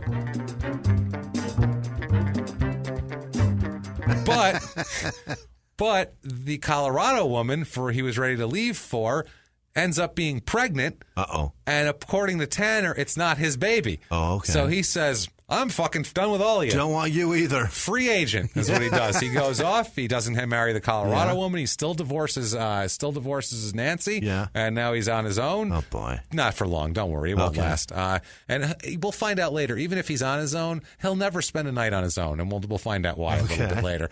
So, by the way, at this point, too, his mother Ann dies. Oh, so, no. Divorce, relationship falls apart, career over, mother dead all in the same year. So this is a tough year. And his mom, and he was very close to his mom. And he was, as close as you can be to a blue blood who you're not allowed to kiss on the cheek or have any physical contact with. That sort of thing. He was close with the Guatemalan nanny who held him up. And his mother said, she looks beautiful, lovey, and then put him back down before he gets dirty. That's, that sort of thing. So don't get your muck on him. Don't get muck on him, please. After this, he's got shit ahead of him. Corporate spokesman. He can coach tennis anywhere he wants. He can go be some fancy country club tennis pro. Go work for Penn somewhere. That's it, man. But after leaving the men's tour here, he just has it's just a disaster for him overall here. Dick Stockton, sir. I'm sorry. Dick Gould, who was the coach we talked about earlier, he said too many dicks back then. It's a lot of dicks. There's a lot. One guy's name, by the way, who was in the Baylor School Hall of Fame athletically, his name was, I can't remember what his first name was, but his middle name, it's a Happy in the middle, and his last name was Dix. He went by Happy Dix, this fucking guy. Happy Dix. This isn't in my notes. I just remembered it. But 60s. Happy fucking Dix. Wow. So Dick Gould said, quote, Roscoe's greatness was that he saw his glass overflowing. He just couldn't understand that other athletes might be his equal. It was pure confidence. My feeling is that this also might have been his greatest weakness. He refused to see where the glass really was. And as one thing led to another, he'd say, I can get out of this, and not accept responsibility. That confidence turned into be his greatest enemy, which he sounds like a comedian at that point. Yeah, no doubt. He's delusional as fuck. He went out, he heard phantom laughs. Yeah. He heard 3 laughs, and he's like, no, man, they get it. No, they didn't get it. No, those 3 people are trying to be nice to you. Got this horse poop joke. It's going to kill. Sorry, Eric. I know he listens, and we love him to death, so you know who you are, and we love you, fucker. But we're going to pick on you for that forever. It's going to crush, I swear. They get it. They're going to relate. No, they're not. No. So the divorce case gets nasty and bitter, as you might imagine, because he's been a shithead to her forever. Nancy is awarded their home in Montecito, a lump sum of $500,000. Oh, shit. And monthly payments of $10,000 in child support and alimony. That is... She got him good. He divorced at the wrong time. She nailed him, man. That's what happens when you get divorced in California. That's what he did. He made a couple of mistakes. Also, too, he was just, I mean, I'm sure she said, I have evidence of you cheating on me 40 times. What are you going to do, fight me? You've been a complete piece of shit, and I'm sitting here with our daughter. What do you want from me? You know what I mean? He's like, oh, good point. Yeah. Well, what do you want from me? Fucking everything. Over the next year, his net worth would dwindle down to about $100,000 out of this. 1984, late 1984, before the divorce is even dry, as it's drying, I should say, he marries a woman named Charlotte Brady. Let's get married again. So despite the fact that he's not a pro tennis player anymore, his name is a big deal. He does corporate outings, and he gets 5-figure paydays in the 80s for these sort of things. He runs clinics. It's that sort of thing. When he runs clinics, he tells stories. Everyone likes him. He challenges people in the audience to return his serve. You guys want to give it a shot? He's that guy. You know what I mean? I serve 152. Not anymore, fuckface. Yeah, absolutely. But it's still not. Yeah, it's still not. And he still wants that James Bond lifestyle also. So this is not great because he doesn't have that income anymore. He's got to impress the pants off of some ladies. That's it right there. His ex-wife here, Nancy, said, quote, he had the world in his hands. He chose to make major, major bad decisions. To me, he became a narcissist and a pathological liar. 1985, he and Charlotte have a daughter, Tamara. He's close with Tamara, or Tamara, however you want to say it. He goes to her soccer games and tennis matches, helps her, coaches her play tennis. He's apparently a really good dad. But at the same time, he's also scamming people out of money left and right, including Bjorn Borg. Really? He fucking scammed Bjorn Borg out of some money. He's just, it's all about right now, how do I get women, alcohol, cocaine, and gambling money. That's all his fucking life is about. That's it. James Bond, here I come. And Borg beat me, so I'm going to fucking steal from him. I'm going to steal from him. And I'm sure he came humble, and he was like, yeah, sure. Yeah. He said, bargain, and then he gave him the money.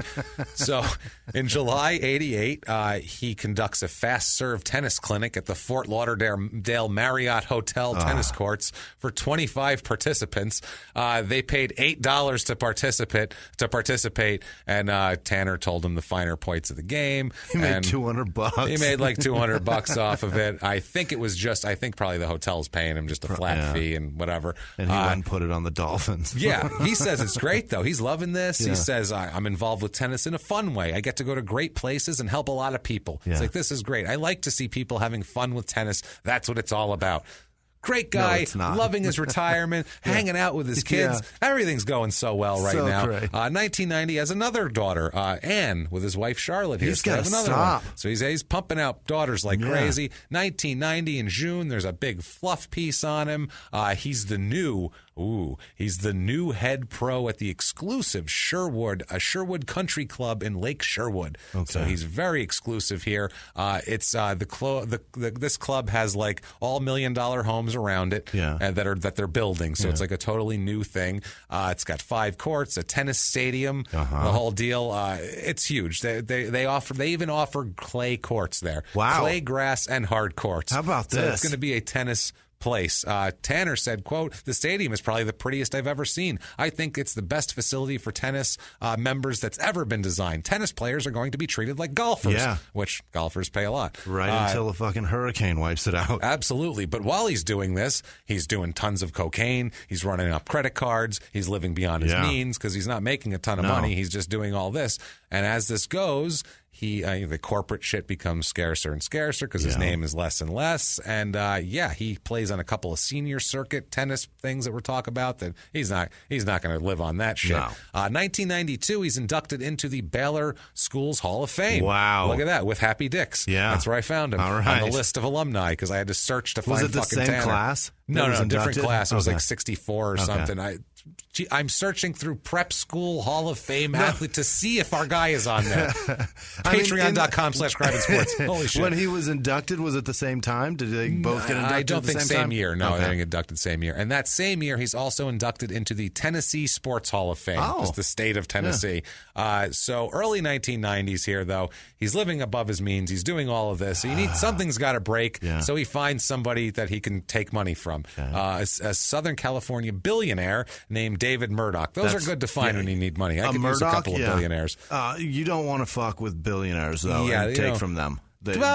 I mean, I guess not. But I mean, if you're this guy, you're like, that's just readily available money. He doesn't give a shit. But consequences aren't a thing. Jimmy, when you're on cocaine and you're looking for women and you got a hot hand at the roulette table, you don't think about shit like that. You generally don't weigh the consequences very evenly. No, you're right. Definitely not here.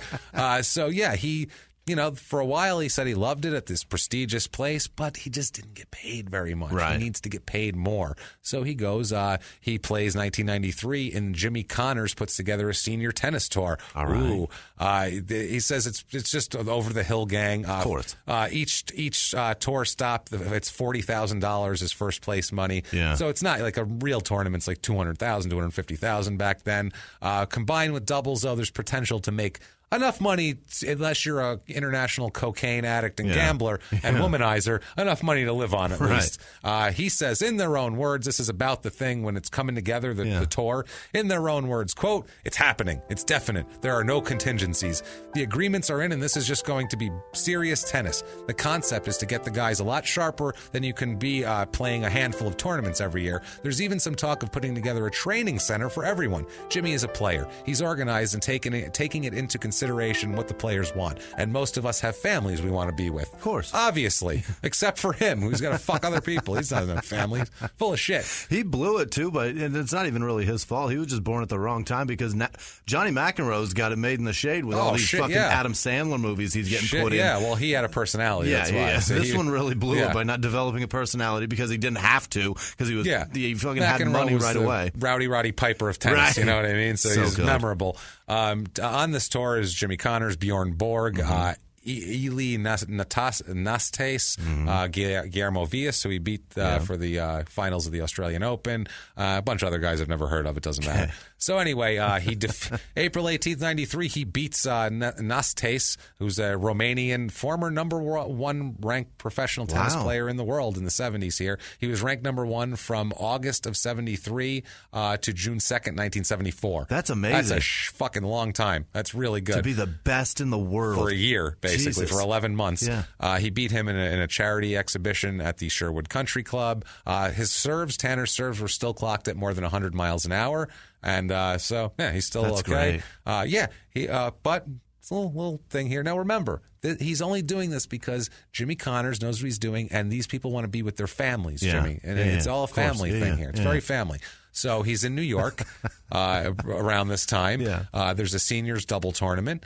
And, he has a few beers, and he's, hanging out, and then he returns to his room at the Waldorf. He's got a room at the Waldorf, obviously. Got to get that Astoria in there. So he's Jimmy, it's all class, right? Yeah. How much class are we in so far? It's super tennis. It's hard to get much more. Well, let's let's class it up a little more. Right. He then calls an escort. Oh, yes. That's classy. That's classy. 30 minutes later, a woman named Connie Romano knocks on the door. Fucking Connie. Connie comes in, and so classy. She's from Jersey, and the name Connie sounds like she's from Jersey. She's chewing her gum. So he's the escort named Connie Romano. That's a one night in and out. 2 months later, she calls Tanner at the Sherwood Country Club and says that she is pregnant. What? He knocked up an escort. What? Not good. He got the hooker pregnant. He got yes. You don't want to knock up the sex worker. That is not good, I don't think, at that point. I don't think they want to be knocked up either. Or maybe they do because he's rich. I don't know these person. I don't know this woman's motivation, but I know his. And it wasn't to gain an heir. That wasn't what he was looking for. Here's the other thing. Why are you banging a prostitute without a rubber, you idiot? Oh, God. This guy, he's so arrogant. It doesn't even fucking What matter. an asshole. She told him that it would cost him $500,000 to keep it quiet, or else she's going to blab this shit everywhere. And, he's married and has a name and corporate gigs and all that, and she's whatever. So she figured out who he is. She already knew. Oh, yeah, she had him clocked. His wife said, quote, he has a problem with women. I think he might have a sex addiction. No shit. You think, Charlotte? What do you think there? Real quick, a good way I found out to get telemarketers not to call you back. I've been getting, so with your cell phone now, the caller ID comes up scam likely when it's like something that's not right. So I'll answer those, and because you can just fucking silent it if you don't want to answer a scam likely. I like fucking trying to get off those lists and not getting called back. So when I answer, I say in the middle of their little hi, this is so and so for whatever the fuck I'm selling. I say I'm a sex addict and I'll be tugging for the remainder of this phone call. And then, but I say it really fast, and then they go, so what's your name today? And I go, yeah, keep talking. And I just keep saying That's great. dirty shit and grunting at them, and eventually they'll hang up and never call you again. Well, yeah, eventually they're going to hang up, but they might stay on for a little. You're going to get eventually. You're going to get one of these guys that's like, yeah, tug that dick, baby. You're going to get somebody like that. A couple of them have gone, what's that? What'd you dude. say? And I just keep saying, yeah, keep talking, keep talking, baby. Give me more. That's fucking funny. Oh man. Oh, that's funny. So much fun. April 24th, 94, he plays in the 95th Ojai Valley Tennis Tournament. Yeah. There's nobody of any note in here. It's just him. He's supposed to be the winner, but he ends up actually losing to a young guy named Sean Brawley. He beat Tanner in 3 sets here in the semifinal round and went on to win the whole thing. So he got knocked out, which he was not happy with. He just said I wasn't in great shape, and he was, and I don't know. These are all good players. I'm old as fuck. Have I mentioned that? I'm a little old for tennis also. Now, in 94, I'm just here for the pussy. Just here for the pussy. So, 94, Connie Romano files a paternity suit. Fuck that. The daughter's name is Omega Ann. Oh, my which God. Which sounds like a comic book character. He agrees, out of court settlement, he agrees to pay her $500,000. So she gets her $500,000, but he didn't pay the. Come on. No. You think he's going to make all the payments on that? No. Oh, God. Jesus. Little Omega is going to be. He couldn't afford it. She named that baby after a watch that she wants. She did. Or a transformer. So he couldn't afford it at the time. And they even did DNA tests to prove that he was the father of this child. Yeah. He wouldn't believe it. He said, even though the test came back conclusive, 99.96% sure, he managed to actually make Charlotte believe that maybe it was wrong. He made his wife believe that maybe a DNA test was fucking wrong. That's a talker.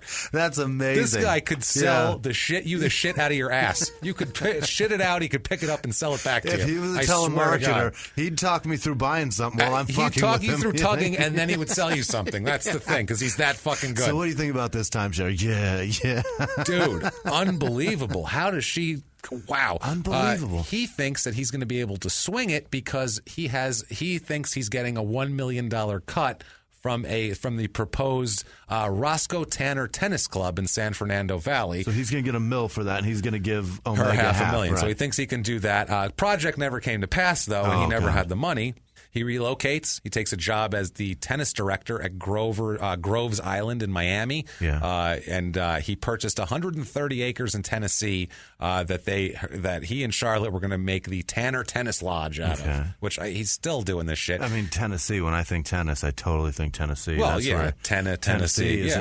Tennis is right there in that word. Who goes to fucking Tennessee to play tennis? I don't know. This lodge that they bought, it's a 140-room lodge with a restaurant, bar, spa, a lake for fishing, and indoor tennis courts. Fuck. He told newspapers that Bjorn Borg and Jimmy Connors were going to play exhibitions there, but they never even started construction. Yeah. And later on, we'll find out he has to sell it off, and it's a mess in Miami, here. where all the fucking coke is. Yes, there you go, and women, all of it for him. Yeah. In April of '96.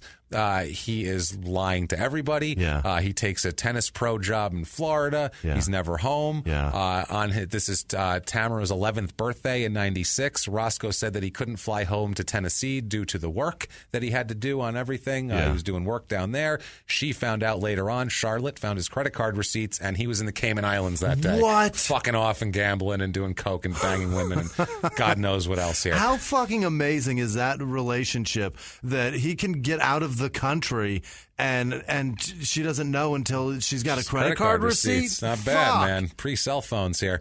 Now, 1996. She's got a very loose one on him, is I my would say. point. 96. Now, some shit starts happening, and I'm going to start filling in the story with pieces from something called complaintsboard.com. Okay. And this is a fugitive recovery agent named Mark Regan who writes a long post chronicling his constant attempts to capture or serve Roscoe over the course of 10 years. Really? And he hates Roscoe. He calls him Runnin' Roscoe.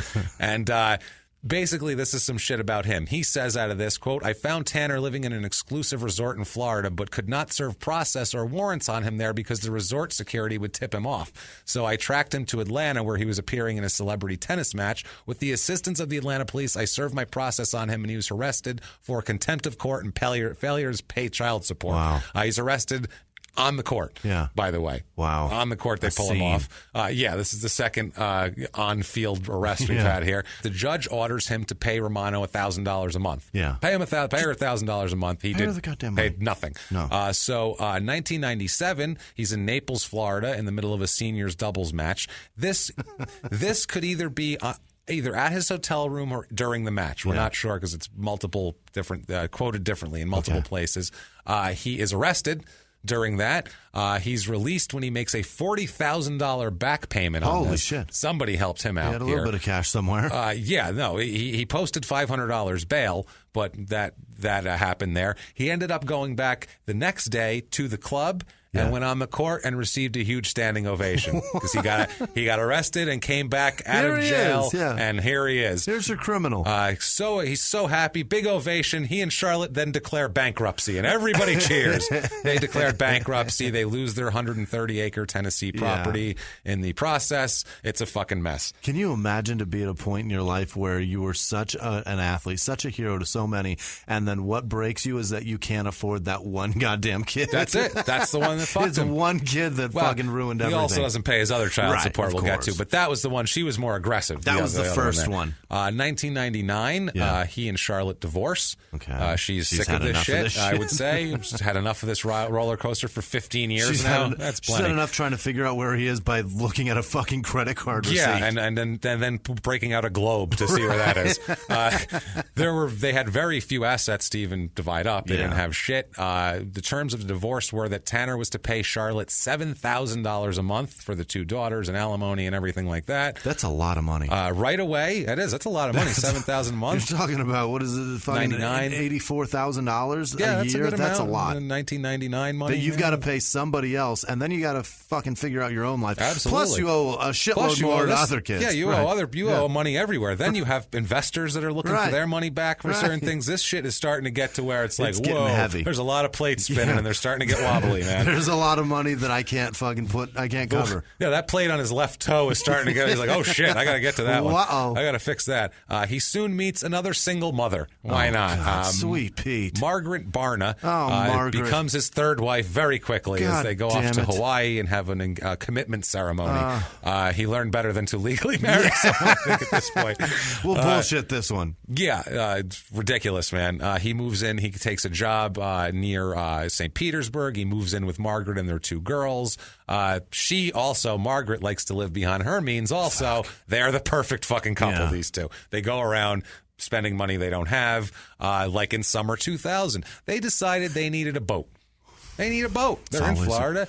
They decide, so what do you buy? Like maybe a little fishing boat or something like that? We just want to go out on the water with the kids, have a nice day. Don't buy a fucking boat. boat. No, you don't buy that. No. You buy a 32-foot Wellcraft God. yacht, basically, big boat called Nora's Cruisin'. That's the name of it, for $39,000. Just make a friend that has a fucking great boat and go hang out with them. Like Bill Burr says, like comedians and cars and coffee. You That's have perfect. a friend with a boat. You don't have a boat. This guy buys it from a broker named Gene Gammon for $39,000. He puts down a $3,500 deposit, and he tells Gammon... Swears you can have the rest later. Tells him he would write a check for the balance as soon as he received a $150,000 consulting fee for his participation in a tennis development, tennis center development. That didn't happen. To Roscoe, Tanner Tennis Villages in Knoxville, Atlanta, and Palm Springs. There's a fucking chain of them. They're everywhere. Let's do it. They're like McDonald's. You know that. You pass by them all the time in your cars out there, everybody. Tanner calls Gammon back a few days later and says, hey, when can I pick this boat up? I really want to get this boat. Gammon was out of town traveling, and he said, tell you what, write a cashier's check for $35,500, deposit it in my account at First Union, and it's fucking yours. This yacht they would plan to take him and Margaret to all over the place. They're going to go down the Gulf of Mexico. They were going to, have rich people yacht fuckhead times. Go do the shit on a boat that you do on a fucking boat. Do what Thurston Howell III and his wife did. Go on a boat and hopefully end up in a goddamn desert island where you can't rob anybody anymore. As immediately upon taking possession of the boat, he uses it as collateral for a $10,000 loan. Oh, no. Okay, which would be fine if he owned the boat. Yeah, you owe $35,000 on the boat still. He supposedly paid the money, so at that point he should be owner of it. But the problem is, Gammon says, quote, as it turned out, it was a bad personal check, not a cashier's check. The bank told me the check cleared, so I figured we were good to go, but the check didn't clear. They were just looking in my escrow account to see if it was covered. Okay. I paid the previous owner and transferred the title. 35 years in the boat business, and I never got a bad check. He knew he was passing a bad check. He gave me more lies about some deal that wasn't coming through. This went on for several weeks before I confronted him. In 35 years, he's never met a scumbag on a boat. Never met just dealing with rich people. Wow. They're worried about the reputation. Good for him. He did all of that. The boat's repossessed, all of that. Gammon also says, quote, he's a professional. You talk to him and believe him. You want to believe him. He's been doing this a long time. I went to the state authorities, but they dragged their feet. Yeah. So, he's trying to do that.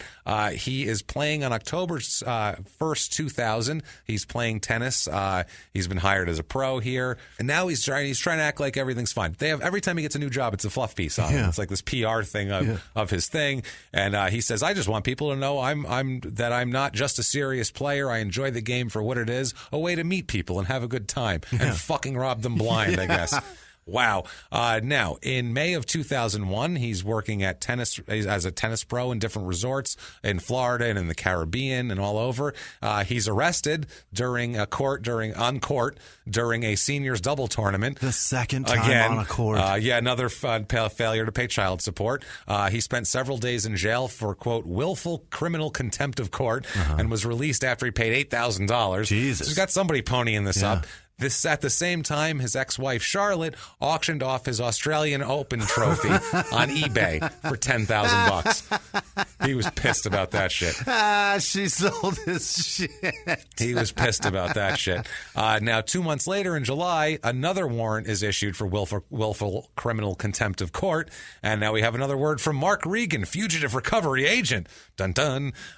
Orange County, he said, quote, Orange County authorities called me. Apparently, they knew I had found him once before. And they heard he might be headed my way again. I located him in Tanner in Chattanooga, Tennessee, working as a tennis clinic instructor and noted to the authorities, but he was tipped off again and fled. I tracked him through several states where friends hid him out in their condos and resorts, and when I got too close for comfort, he hid out in Europe, England, and Germany until Interpol again came around looking for him. Dog the Bounty Hunter ain't shit. This guy's amazing. This guy has gone all over the place, and in 2001, 2002, that's exactly where Tanner goes, to Europe. Really? To hang out and be a rich fuckwit playing tennis with other twats.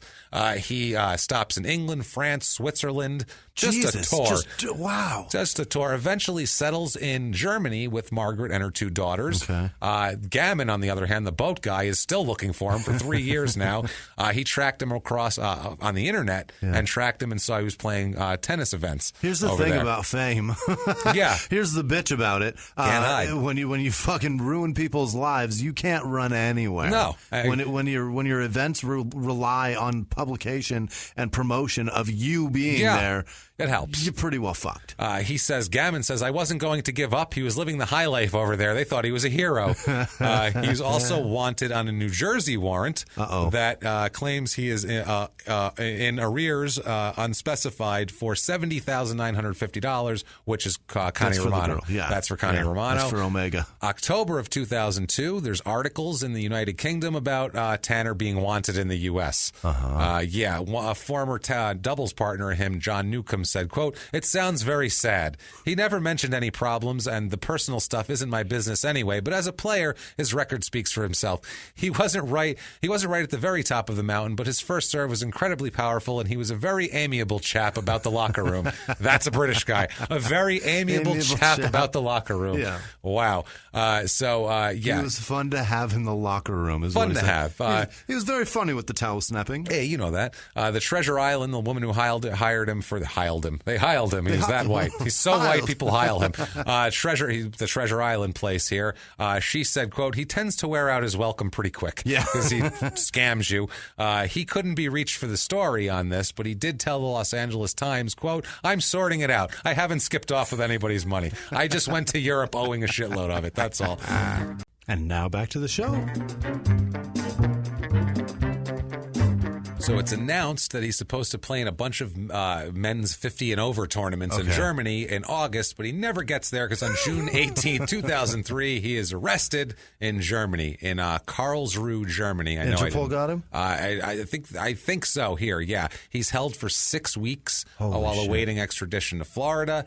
This is on a warrant for the bad check for the boat. He's there. And also, too, they're getting him for the New Jersey non-payment of child support. They got him all locked up here. Omega's not going away. No. When he comes back, he'll end up spending 5 months in jail in New Jersey for that, too. Shit. That's not great.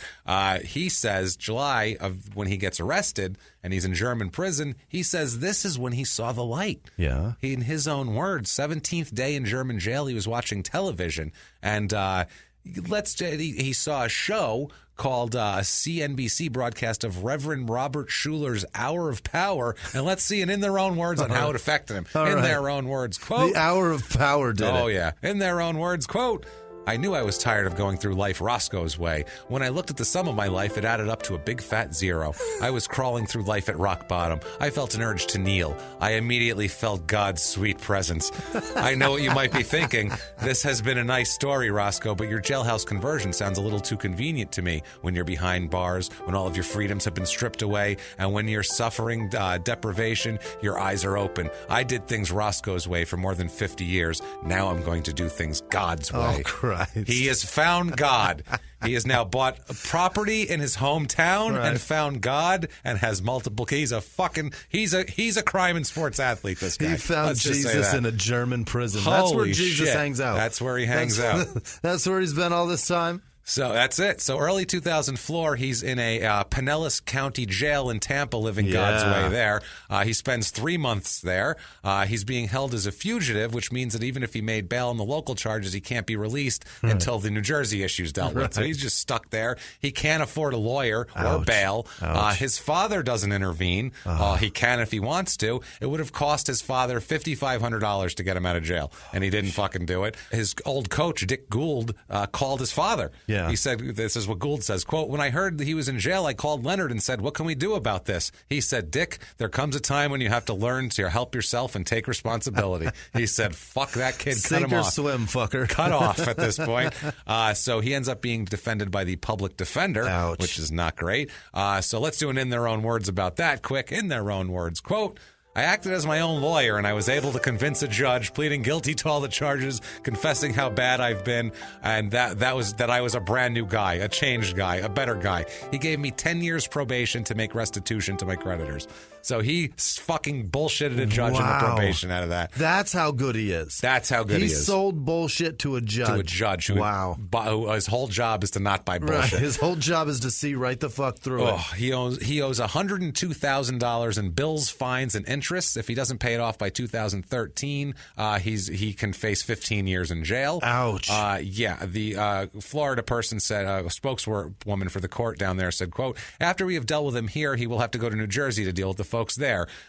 Not great here. Yeah, he enters a not guilty plea, but like I said, he does 5 months in Somerset, New Jersey. What a fucking mess. Then he gets in trouble again in Florida. There's a Florida State Attorney's Office spokesman said, quote, he forged a document to suggest restitution had been made. That seems to be the act of a desperate person or a person with no respect for authority. You think so? Yeah, I paid that. Yeah, I got that. Here's the paperwork for it. April 19th, 2004, he pleads guilty for the Connie Romano case. That's what Connie Romano case. That's when he goes there to New Jersey. Won't go away. No, that's what you pay him for, is to go away, and she ain't going. She ain't going. He gets out of jail in Florida. Finally, we have an in their own words on the whole scenario here. In their own words, quote, I didn't consider myself a fugitive, but I guess the U.S. government did. They had me thrown in German jail for 6 weeks until I was extradited to Florida, while I was in jail for a few months until April. So I had no idea. Those articles in the paper about me being wanted, no clue. Everybody else knew but me. Unreal, man. 2004, he goes out to Orange County, California, and gets a job coaching tennis. A guy named Cecil Spearman hires him.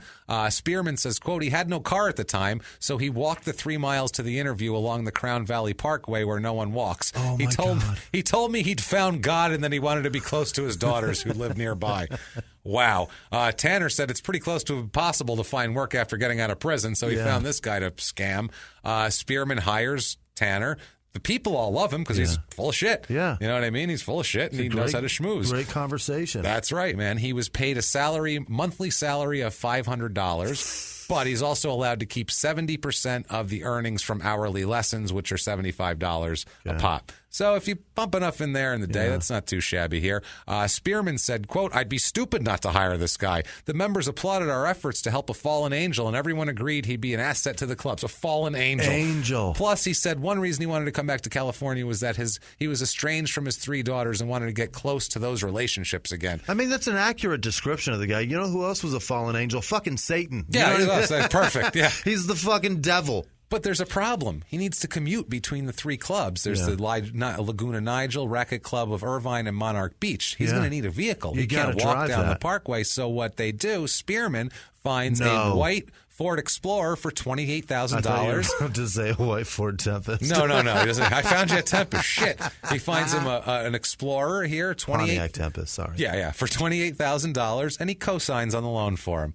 He's co-signing shit That's for a this terrible guy. idea. First few months, he's a model employee, makes the payments on the car. He plays with the senior citizen members when they need a fourth. He is just Johnny on the spot. However, as the year goes on a little bit more, he's now living in an exclusive beachfront community of Balboa here with Margaret. He's in Balboa? He's in Balboa. Holy shit. They're living beyond their means, and that's what they do. Spearman said, quote, he started chiseling. He had sticky fingers. So he used 2 old-timey words for thieving. He's chiseling, see? He had sticky fingers, see? Yeah. So he was chiseling. He stopped paying the bills. He stopped paying his car loan. He stopped giving the club their 30% of the teaching money. Even worse, Spearman was most pissed off about is Tanner stopped showing up for his weekly 1-hour lesson with Spearman's grandson, Cameron. Oh, what an asshole. That pissed him off. So then he is the toy. So anyway, then another warrant is issued for his arrest because he missed a court date in a case concerning Charlotte, his second wife, and his unbelievable, man. A complete mess. And he says that he's pulling it together, though. He says he's trying to regain his self-respect and everything's wonderful. Things could not be better. He's working on it. He's going to be involved in an inner-city tennis education project in Washington, D.C. He's just a good guy. So August 27, 2004, he's arrested in California on non-payment of child support charges, accused of failing to pay $80,000 in a year-old New Jersey warrant because he never paid from the time they told him to pay then. Unreal.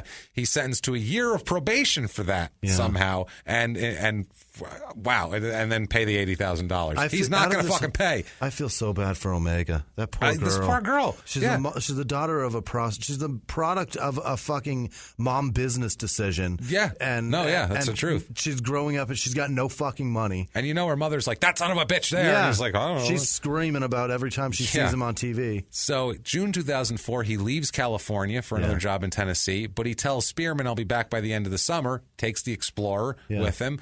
Spearman, who made 6 of the 9 payments on his behalf since he got it, he was pissed when he found out that his name was on the title, too. So Spearman said, I told him to take my name off the title or I'd put out another warrant for his arrest. He said, we were scared the police were going to come to our club and arrest him at that point, so we were happy he was gone. They were like, what the fuck do we do? Also that year, his daughter Tamara gets a scholarship to play tennis at Loyola Marymount. That's great. So that's nice. Good for her. She ends up having an injury, having a tough time, but she's actually graduates and does well with her life.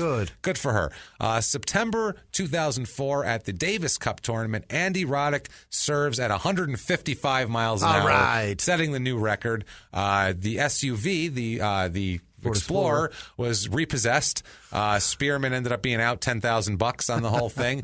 When they found the vehicle, when they recovered it, there was 25 empty poker chip trays found inside. 25 trays. Wow, of poker chips. I can't imagine the cocaine residue on the ceiling. Oh my God. He said, quote, he and Margaret loved Vegas. Roscoe had a real gambling habit. Well, no shit. No kidding. Jesus. So much money gone. November 2004, huge fluff piece in Sports Illustrated. Sports Illustrated is writing about him? Huge, called Outside Looking In. It's all about how now he's on good terms with his daughter Lauren, who's at Vanderbilt. He's a changed man. No, he's not. Margaret says he's the best father to her 2 daughters in the world that he could be, takes them places. Her daughter Lauren said, quote, my dad never had to grow up until age 50. If I didn't see a major change, he wouldn't be back in my life right now. Everything is fine. Holy shit. Yes, it is. He's doing outside great. Looking in, like outside prison. Yeah. Where he should be is inside. He's still unbelievable, man. So there's another guy named Steve Anacone who hired Tanner here to work in the Smoky Mountain Tennis Academy. Yeah. He felt he deserved another chance. God damn it. He thought he had worked it all out, and his problem, maybe it's fluff pieces in Sports Illustrated tend to sway people's opinions. He said, quote, he was very reliable, personable, and had no ego whatsoever. Some of the guys of his stature would think it was beneath them to teach 10-year-olds to play, but I think he was actually really happy playing tennis. He was probably stealing their lunch money and their Capri Sun out of their fucking their lunchbox here. 2005, his autobiography comes out. What's it called? Double Fault, of course. My Rise and Fall and My Road Back. Your road is not back. No. You have warrants for your arrest right now.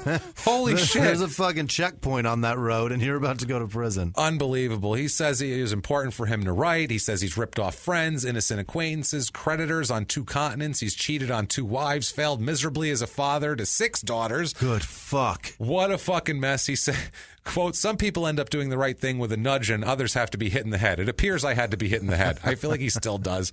Now, how much does he hate condoms? Oh, he must hate them. Does he hate them? He's got to hate them. Is he allergic to latex? Maybe. Like, what's going on? That's what it is. He is a fucking idiot. Stop slinging the dick. No, it's too late now. Just what do you do at that point? Christ. Well, 6 fucking kids. Here's what you do. You go to John Devlin, who owns an Orange County mortgage company, and then this guy will lend you $30,000 for some reason.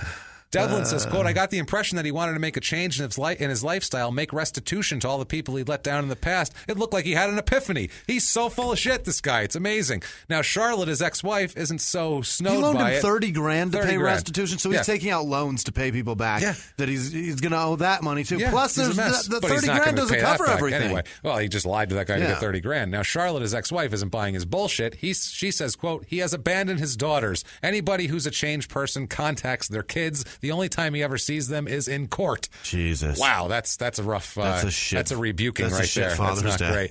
Great. Yeah. The co-author of his book, Mike Yorkie, said, quote, in the beginning, it was 2 or 3 degrees, not that much in the scheme of things. Gradually, a few more degrees here, a few more degrees there. It got worse. Yeah. So imagine hearing that story. Jesus. There's a warrant out for his arrest in Orange County for missing child support payments and failing to make another payment to Charlotte. The warrant was canceled after he paid $6,000 and offered 50% of the proceeds from his book to her. He's like, I'll fucking just take a cut of what I get later. I don't care. Everything he's paying is shit that he doesn't have yet. No, Like, it's all crazy. ahead of himself. October 2005, he's arrested in Tennessee, extradited to Florida, and charged with violating his 10-year probation from November 2003, the grand theft conviction involving the boat. Right. Fucking mess. To January 18th, 2006, at sentencing, Stan Smith comes and testifies for him as a character witness. What? He gets on the stand. He also wrote the foreword to his book. Jesus. So this guy is a fucking friend. What a nice guy. A judge here is not so sympathetic. He says, you, sir, may fuck off 2 years in prison. Wow. Take your fucking white bread ass out of here. Yes, he's going to be in Lake Butler, Florida. So 2006, he's there, Northern Florida prison. He writes a letter to Charlotte and the two daughters saying that the future of all this is, quote, in God's hands. It's fucking amazing. Tamara said, she wrote back and said, once again, when it's time to take care of your responsibilities, you put it off on something else. When are you going to step up to the plate? He's put it on everybody, including God. Like he's left the responsibility up to everybody, including somebody God. that doesn't exist. Not just anybody my fault. It's just, his other daughter said, quote, he's a charmer who will say whatever he needs to get what he wants. I don't care to hear anything he has to say. All of a sudden, one day, he's gone and he never came back. The things that he's caused our family to go through, it puts doubts in my mind how real it was. How could he really love me and not come home? He pretty much erased us from his life. I didn't think that was humanly possible. Yeah. His Charlotte said, quote, on the court, Roscoe's real skill was focusing on just the ball, not the opponent. Well, that's what he's done with us. He tuned us out, and now we're the opponent. Yeah. So he's finally released. He's going to be released in February of 2007. But in the state of California, they are also aware that he owes Charlotte $500,000 in back alimony and could insist on extradition even from that. Wow. April 2006, these people are trying to get interviews with him, and he sends somebody a letter. This is amazing. He sends somebody a letter, and he's like, he just does a like, I don't know, sorry. He just does like, I'm just doing a little. He actually says like, I'm trying to have some peace and healing. Sorry, sincerely me. That's what he says. Just all good. Not right now. And he sent it on a spiral notebook paper. Oh Jesus! And he says, P.S. Sorry about the stationery. Like not stationary. That's how rich he is. Sorry about the sorry, it wasn't my letterhead for my desk glove. I'm sorry. Sorry, this is mead. So what do you think he needs to do right now? Die. What do you think's a more, attainable action? Beg dad for help. How about have another kid? No, let's do that. Fucking way. 2006, him and Margaret have a daughter named Lacey. Let's have another one. Fucking A. Yeah, woohoo. He's got a big support system of a big group of Christians. Yeah. It's a so-called accountability group. They help him manage his affairs. This one guy is the leader of this whole thing here. Turner Howard. He's a Presbyterian pastor. Yeah, he is. Yeah, he's an executive Presbyterian. If you listen to Small Town Murder, you'll know what that is. He said, quote, he is decidedly Christian and he's focused on changing his life and becoming a new and better person. His mindset is such that he's trying to make it as a positive experience as possible. It's my duty to attempt to put him in a situation where he can function. Whew. Okay, then. That executive presbyter has found a way to sell that man's bullshit, too. Yeah, unbelievable. He has sold his bullshit to him so well that the presbyter is even selling it. That's fucking crazy. Gene Gammon's not buying it. The boat guy, he says, quote, they were claiming he'd found God. Yeah, right. They offered me $25,000 if I drop everything. I said, go ahead and send me the money. I got the money, and he was arrested for non-payment to Romano a few days after the check clears. It's like, I dropped it, but he still got arrested anyway. He owed somebody else cash. Unreal, man. And people are just pissed off. There's DA saying he's insulted a lot of people. The DA's not happy with him. He's flaunting shit. He goes out here. He goes out there. His ex-wife's lawyer, her attorney, says that he'd consider negotiating a settlement if Tanner could put down a down payment in the vicinity of $250,000 toward an escrow account. Good luck here. Then he would be willing to discuss a monthly payment of around $3,500, which is half the current sum, as long as he can prove that he actually can pay for it. That's the problem with child support and this stuff. Like the amount that's set. What happens when that lifestyle goes away? You got to go back to court and try to lower that amount, and then they want fucking paperwork, and all the time that you're pressing to get it lowered, it's still at that high. Yeah, it's still not going away. Right, and it just keeps adding up and adding, and it fucks you in the long run. So I can see why these guys end up being so fucked over for so long. Yeah. But figure that shit out before you have kids, man, you dummy. Shit. The close to him, people close to him here, Charlotte and the daughters, they don't think he's sincere, obviously. Charlotte said, quote, he has to get past blaming God for or blaming me for his problems. He needs to make peace with Tamara and Ann. That's his number one responsibility. His daughter Tamara says for years she tried to understand why he is the way he is, and now she said, honestly, I've stopped trying to figure it out. I have no idea. There's nothing to understand. He's a fucking mess. He's sitting there. He's a fucking mess. He's just being all shitty. He's in like a casino. Picture him, just scummy cocaine escorts coming out, coke residue everywhere. He's got gambling debts coming out everywhere. He orders an escort. He hears a knock at the door. He opens it. And it's not an escort. It's Estevez Jones, MMA fighter and 70s blaxploitation film villain. And he says,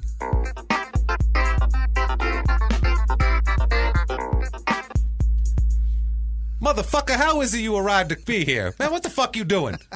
You crack-ass honky. What the fuck is wrong with you, huh? You come, man, your daddy got money. You understand that? Your daddy got money. You be having baby mama everywhere. What's wrong with you?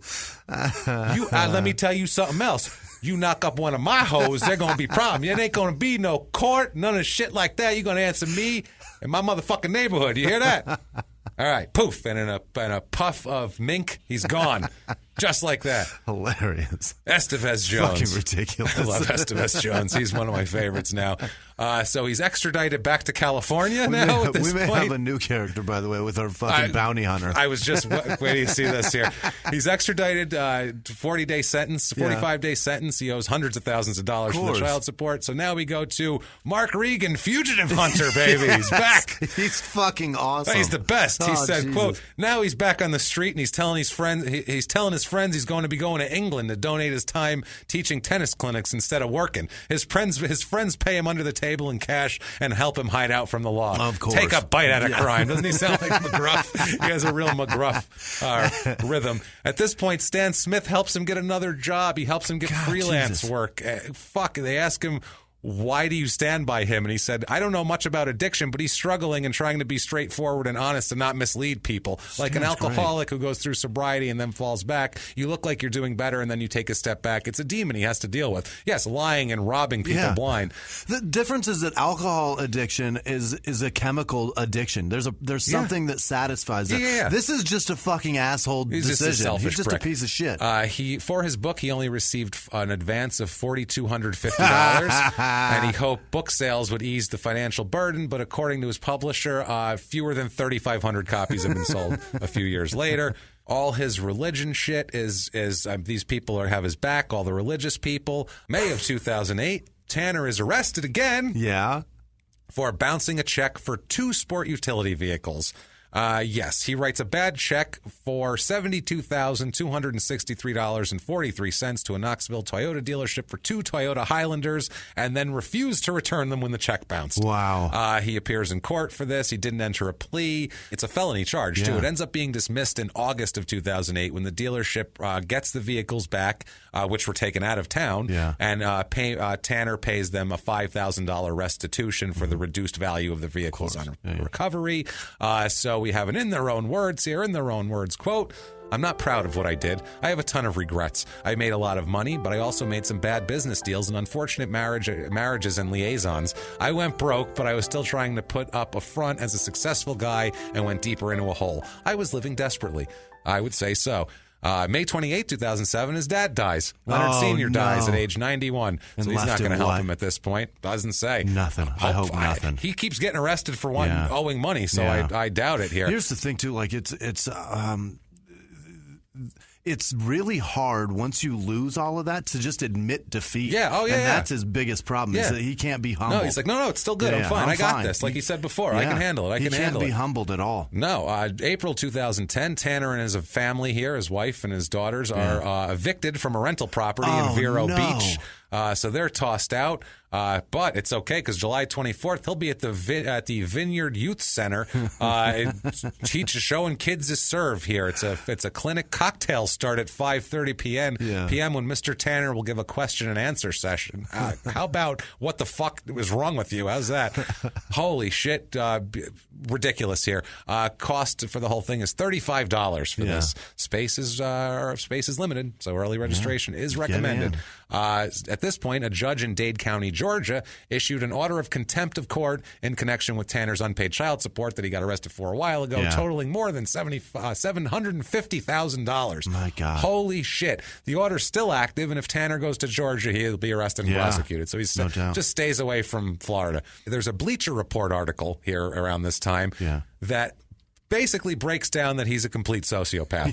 It says he's a sexual addict, a pathological liar, and cannot honor his commitments to anyone or anything. They call him the perfect sociopath because here are the 10 general symptoms: not learning from experience, no sense of responsibility, inability to form meaningful relationships, inability to control impulses, lack of moral sense, chronically antisocial behavior, no change in behavior after punishment, emotional immaturity, lack of guilt, and self-centeredness. My that is God. 80 fucking 6 previous guys that we covered. That's exactly what that is. They all fall into at least 8 out of 10 of those. That's incredible. But December 2011, he swears he's turning his life around. He says he knows he let everybody down. He says he didn't represent the sport the way he should have, and he's not proud of himself for that at all. Not proud, but it's all good now. I'm good now. I'm good now. January 2012, he's arrested on charges of writing a worthless $1,200 check for boat repairs. Why does he have a fucking boat? He has another boat? Another fucking boat. Unbelievable. He doesn't even have a house, but he has a boat now. February 2012, there's an article on him in the New York Times. A former star is attempting to pick up the many pieces of a broken life.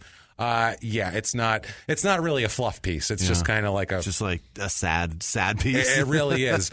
His daughter Anne says, quote, he's stuck in a mindset where he's still in the 1970s and he's winning tournaments. He wants to fight about his trophies when he should be trying to work things out with his family because he was mad that Charlotte sold his trophy. Which, you know what? Jesus Christ, that's a goddamn trophy. How funny is it that he was important for his serve and now he's important for getting served constantly. You've been served. God. Dick Stockton says of him, quote, if he's paid his debts, then he deserves another chance. But how many states are still looking for him? I don't know if he's paid his debts or not. He's like, if it's all good, but I mean, who the fuck knows? Who knows? There's so much money. Another guy, this other guy doesn't even like him, and he said he was a great guy who might have been a con artist. Everybody loved him, but he was always shaky with money and women. But if he called me today and asked if I wanted to have a drink, I'd still love to see him. Jesus. Hold on to your wallet, asshole. Yeah, Jesus no doubt. Christ. The drink's on you, brother. Stan You're Smith, paying. Stan Smith is saying he wants to change, but he just can't. He just can't do it. He's trying, but he can't. At the time here, he's teaching tennis and living in Vero Beach with Margaret and their daughter Lacey. So he's fucked over everybody, wives, daughters, employers. Who hasn't he fucked over? Judges, Mark Regan, fugitive recovery agent. Estevez Jones is not happy with him. I feel bad for all these people, Jimmy. I do, but not nearly as bad as I feel. Get the fuck out of here. For Roscoe Tanner, who's a 92-year-old man in Lancaster, California. Of course he is. James Roscoe Tanner, who comes up a lot when you Google, and he's from the Tanner Law Group. Wow. So Tanner Law, and it's in Tampa, so it's Florida too. So he gets mistaken a lot. And finally, Roscoe Tanner, director at Learn to Serve in Orlando area. Is it him? It's our guy. He's in Atlanta? He is in Atlanta. He is in Florida, Orlando. Oh, okay. Learn to Serve Foundation. He's teaching people how to serve. serve. He's on LinkedIn and everything, this fucking asshole. That's currently. March 13th, 2003, Tanner is arrested in Indian River County, Florida on warrants, including a warrant for a worthless check. 2013, March. Failure to appear and a felony third-degree grand theft warrant from St. Lucie County, Florida. Tanner pleads guilty to a reduced charge and is sentenced to restitution and probation. Wow. It's constant, repeated. It's Jesus just a Christ. cyclical piece of shit. What an asshole. I hate him. April 7, 2013, there's an article by a childhood friend named Roy Exum, who's a writer. This writer writes an article called Please Stop, Roscoe Tanner. Nah, please stop Roscoe Tanner. He's begging Roscoe to stop. Please stop, Roscoe Tanner. He That's wrote literally a fucking open letter. Please. Stop. Jesus. November 2014, he's arrested again in Indian River County, Florida, this time driving on a suspended fucking license. Wow. He was sentenced to serve a jail term of 10 days. Oh, my God. And Dade County, Georgia is still pursuing him on contempt of court warrants from that. May 2nd, 2015, he's living in Vero Beach still. He is arrested again for driving with a suspended license. Jesus. He's in jail with no bond because in addition to that, he's also wanted in Georgia for contempt of court and all that shit. So they're holding him. They said he's been evading service since 2009 on that one. The word serve is in this fucking podcast. Everywhere. So, between serving time, between being served papers, between learning to serve, this fucking guy can't he can't shake the word serve. No. August 29th, 2016, his former Lookout Mountain property, that big one that he bought, sells at auction for $1.6 million. Wow. It was listed at 4.25 a few years before that, but then the economy, or 2.5, I'm sorry, and then the economy went down. February 1st, 2017, there was an article in the paper here, and some paper, Wimbledon finalist to teach tennis camp in Gardens. God damn it. Yep, he will be at a tennis camp in Palm Beach Gardens Tennis Center later in the month there. He and colleagues Curly Davis and Amy Polizzi will do the will do the adult doubles serving camp. Wow. Holy shit. $320 fee, by the way. Includes a Friday night meet and greet and 2 mornings of instructions and a lunch. That's what for $320. People that can afford $320 to have lunch with him have a lot of extra cash. They need to fucking be aware. And it says, quote, join us for a pre-4th of July tennis celebration. Learn from the best. Tennis legend Roscoe Tanner and Naples premier tennis pro Curly Davis, along with Amy Polizzi and our host pro Milo Simovic, all at Treviso Bay in Naples. And that was just this year. That was just this year. Wow. And that is not it. Let's have it in their own words to wrap it up here. In their own words, quote, my vice was selfishness, but I had an amazing ability to compartmentalize. Things would be eating at me so much I had this recurring dream that my body was filled with worms, but I couldn't block it out. I just brush people and problems and responsibilities to the side. That's what tennis players do, right? They block out distractions. Yeah. I suppose. Your daughter said that. Yeah, no shit. He is still, to this day, the number 7 fastest serve in tennis history. Wow. Number 7 fastest serve. Can't get enough of Roscoe? Go to Amazon.com. You can get his book, Double Fault, The Rise and Fall and Road Back. Brand new on hardcover, $24.01. A bunch of used ones starting from $350. Also one of 3,500. Yeah, right? What's that? eBay, there was a PDP Open Vintage 70s tennis racket, a 4 3/8 inch grip Roscoe Tanner model. Wow. It was only $39.99 with $12 shipping, and it already sold. I was pissed. I was like, I want to buy that. Yeah. Also, autographs for sale. You can get a autographed 1991 Net Pro tennis card, regular price $25, on sale for just $15. Wow. Holy What shit, a deal. that's Leonard Roscoe Tanner III, a junior's junior indeed. I want his trophy. And a complete asshole. I want the Australian Me too. Grand Slam trophy. Hold That's it up. awesome. That'd be great. Fuck Someday. So if you like that story, that crazy-ass story, please, What the guys, shit? get on iTunes. Tell me you've heard of him. I dare you. Yeah, really. Well, if you're a tennis fan, you might have. Tell us you like us. Give us 5 stars. Tell us you're following instructions, following directions, or please get on patreon.com/crime and sports to give much-needed donations to our coffers. Yeah. Or you can go to PayPal and make a one-time donation using our email, crimeandsports@gmail.com. There you go. If you want to get a hold of us, many ways to do that. Instagram and Twitter @Crime and Sports. That's it. Facebook.com/Crime and Sports. There you and go. of course, the aforementioned crimeandsports@gmail.com. There you go. Let's give the list of shout-outs of the people who are so amazing. Our producers this week. Jimmy, hit us hard. This week was a tough week because I lost my aunt this week, and we were supposed to play in a golf tournament, and we couldn't play because I was grief-stricken. And the golf tournament it's a charity golf tournament for people that it's for cancer. It was doctors that are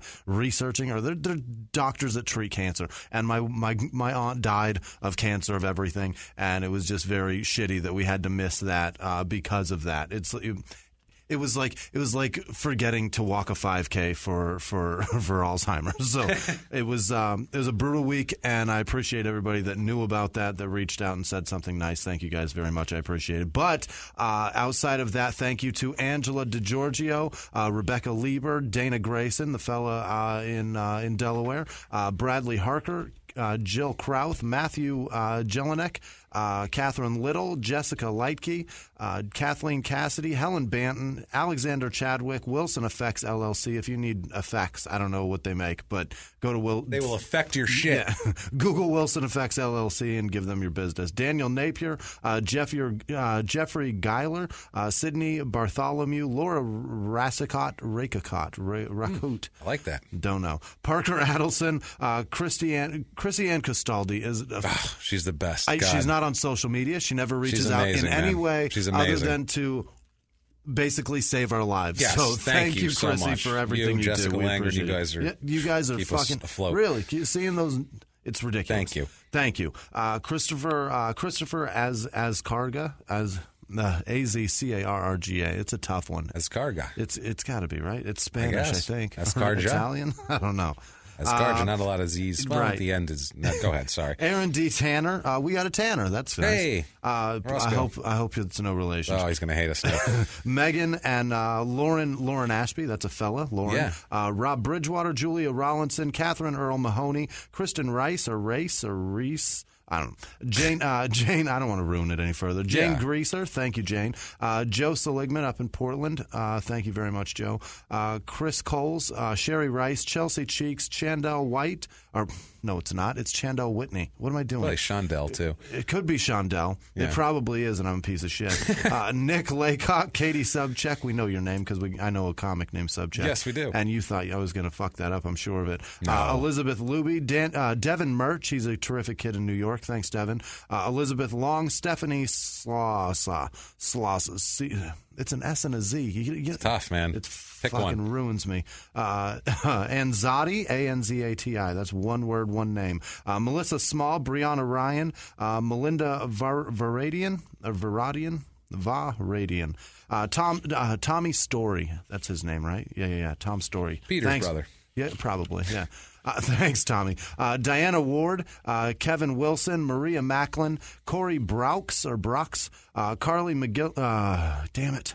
I was in a fucking groove there for a second. Carly McGillivary, Dana Bader, she's terrific. She follows me on every form of social media. She's terrific. Lil Buckaroo, Carol Malik, Terry Lewinsky,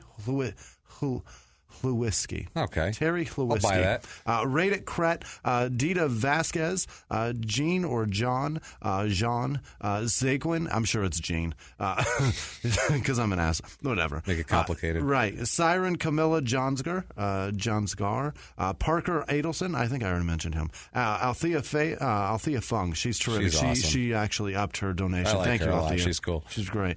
Carlos Santiago, Nick Gable, Lane Ellaby, Susan Rourke, Ryan Kilo, Talia Ramirez, Mark Melbourne, Scott Gold, and Jaime Infantes Ward. Thank you all. Thank you, guys. For being such heroes to us. You guys are the so best. Much. Really, honestly, thank you guys. We couldn't do it without you because it really doesn't come from a lot Producer of others. cred. Yeah, even like on this show, we have a few sponsors and we don't really make that much. Right. Like we make such a piddly amount off you of it. Guys It's are like, the what ones. happened? Yeah. Why? So thank you guys so much. What if they wanted to get a hold of someone like you? You How want to would find they do me? that? You can find me on Snapchat, Twitter, or Instagram at Wisman Sucks, WHISMAN Sucks, or find me on Facebook. Interact and play along, guys. I really appreciate you guys being around. It helped me a lot this week, so thank you so much. And I am at Jimmy P is Funny if you want to get on there and hit me up, or you can try to copy and paste my last name if you want to get crazy about it. Do that, guys, but it's been a crazy week. It's been so much fun, this episode. We both needed this week, especially you, I know. No doubt. So let's get through it here live from the Crime and Sports Studios. We will see you next week. Bye!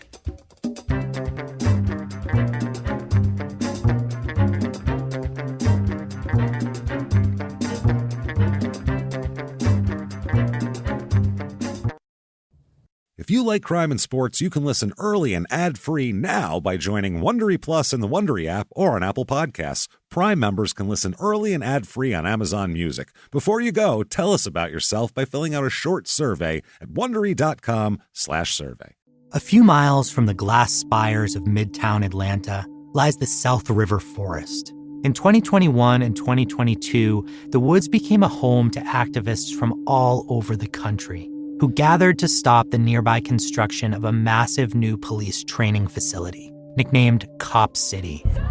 At approximately 9 o'clock this morning, as law enforcement was moving through various sectors of the property, an individual, without warning, shot a Georgia State Patrol trooper. This is We Came to the Forest, a story about resistance. The abolitionist mission isn't done until every prison is empty and shut down. Love and fellowship. It was probably the happiest I've ever been in my life. And the lengths we'll go to protect the things we hold closest to our hearts. Follow We Came to the Forest on the Wondery app or wherever you get your podcasts. You can binge all episodes of We Came to the Forest early and ad-free right now by joining Wondery Plus.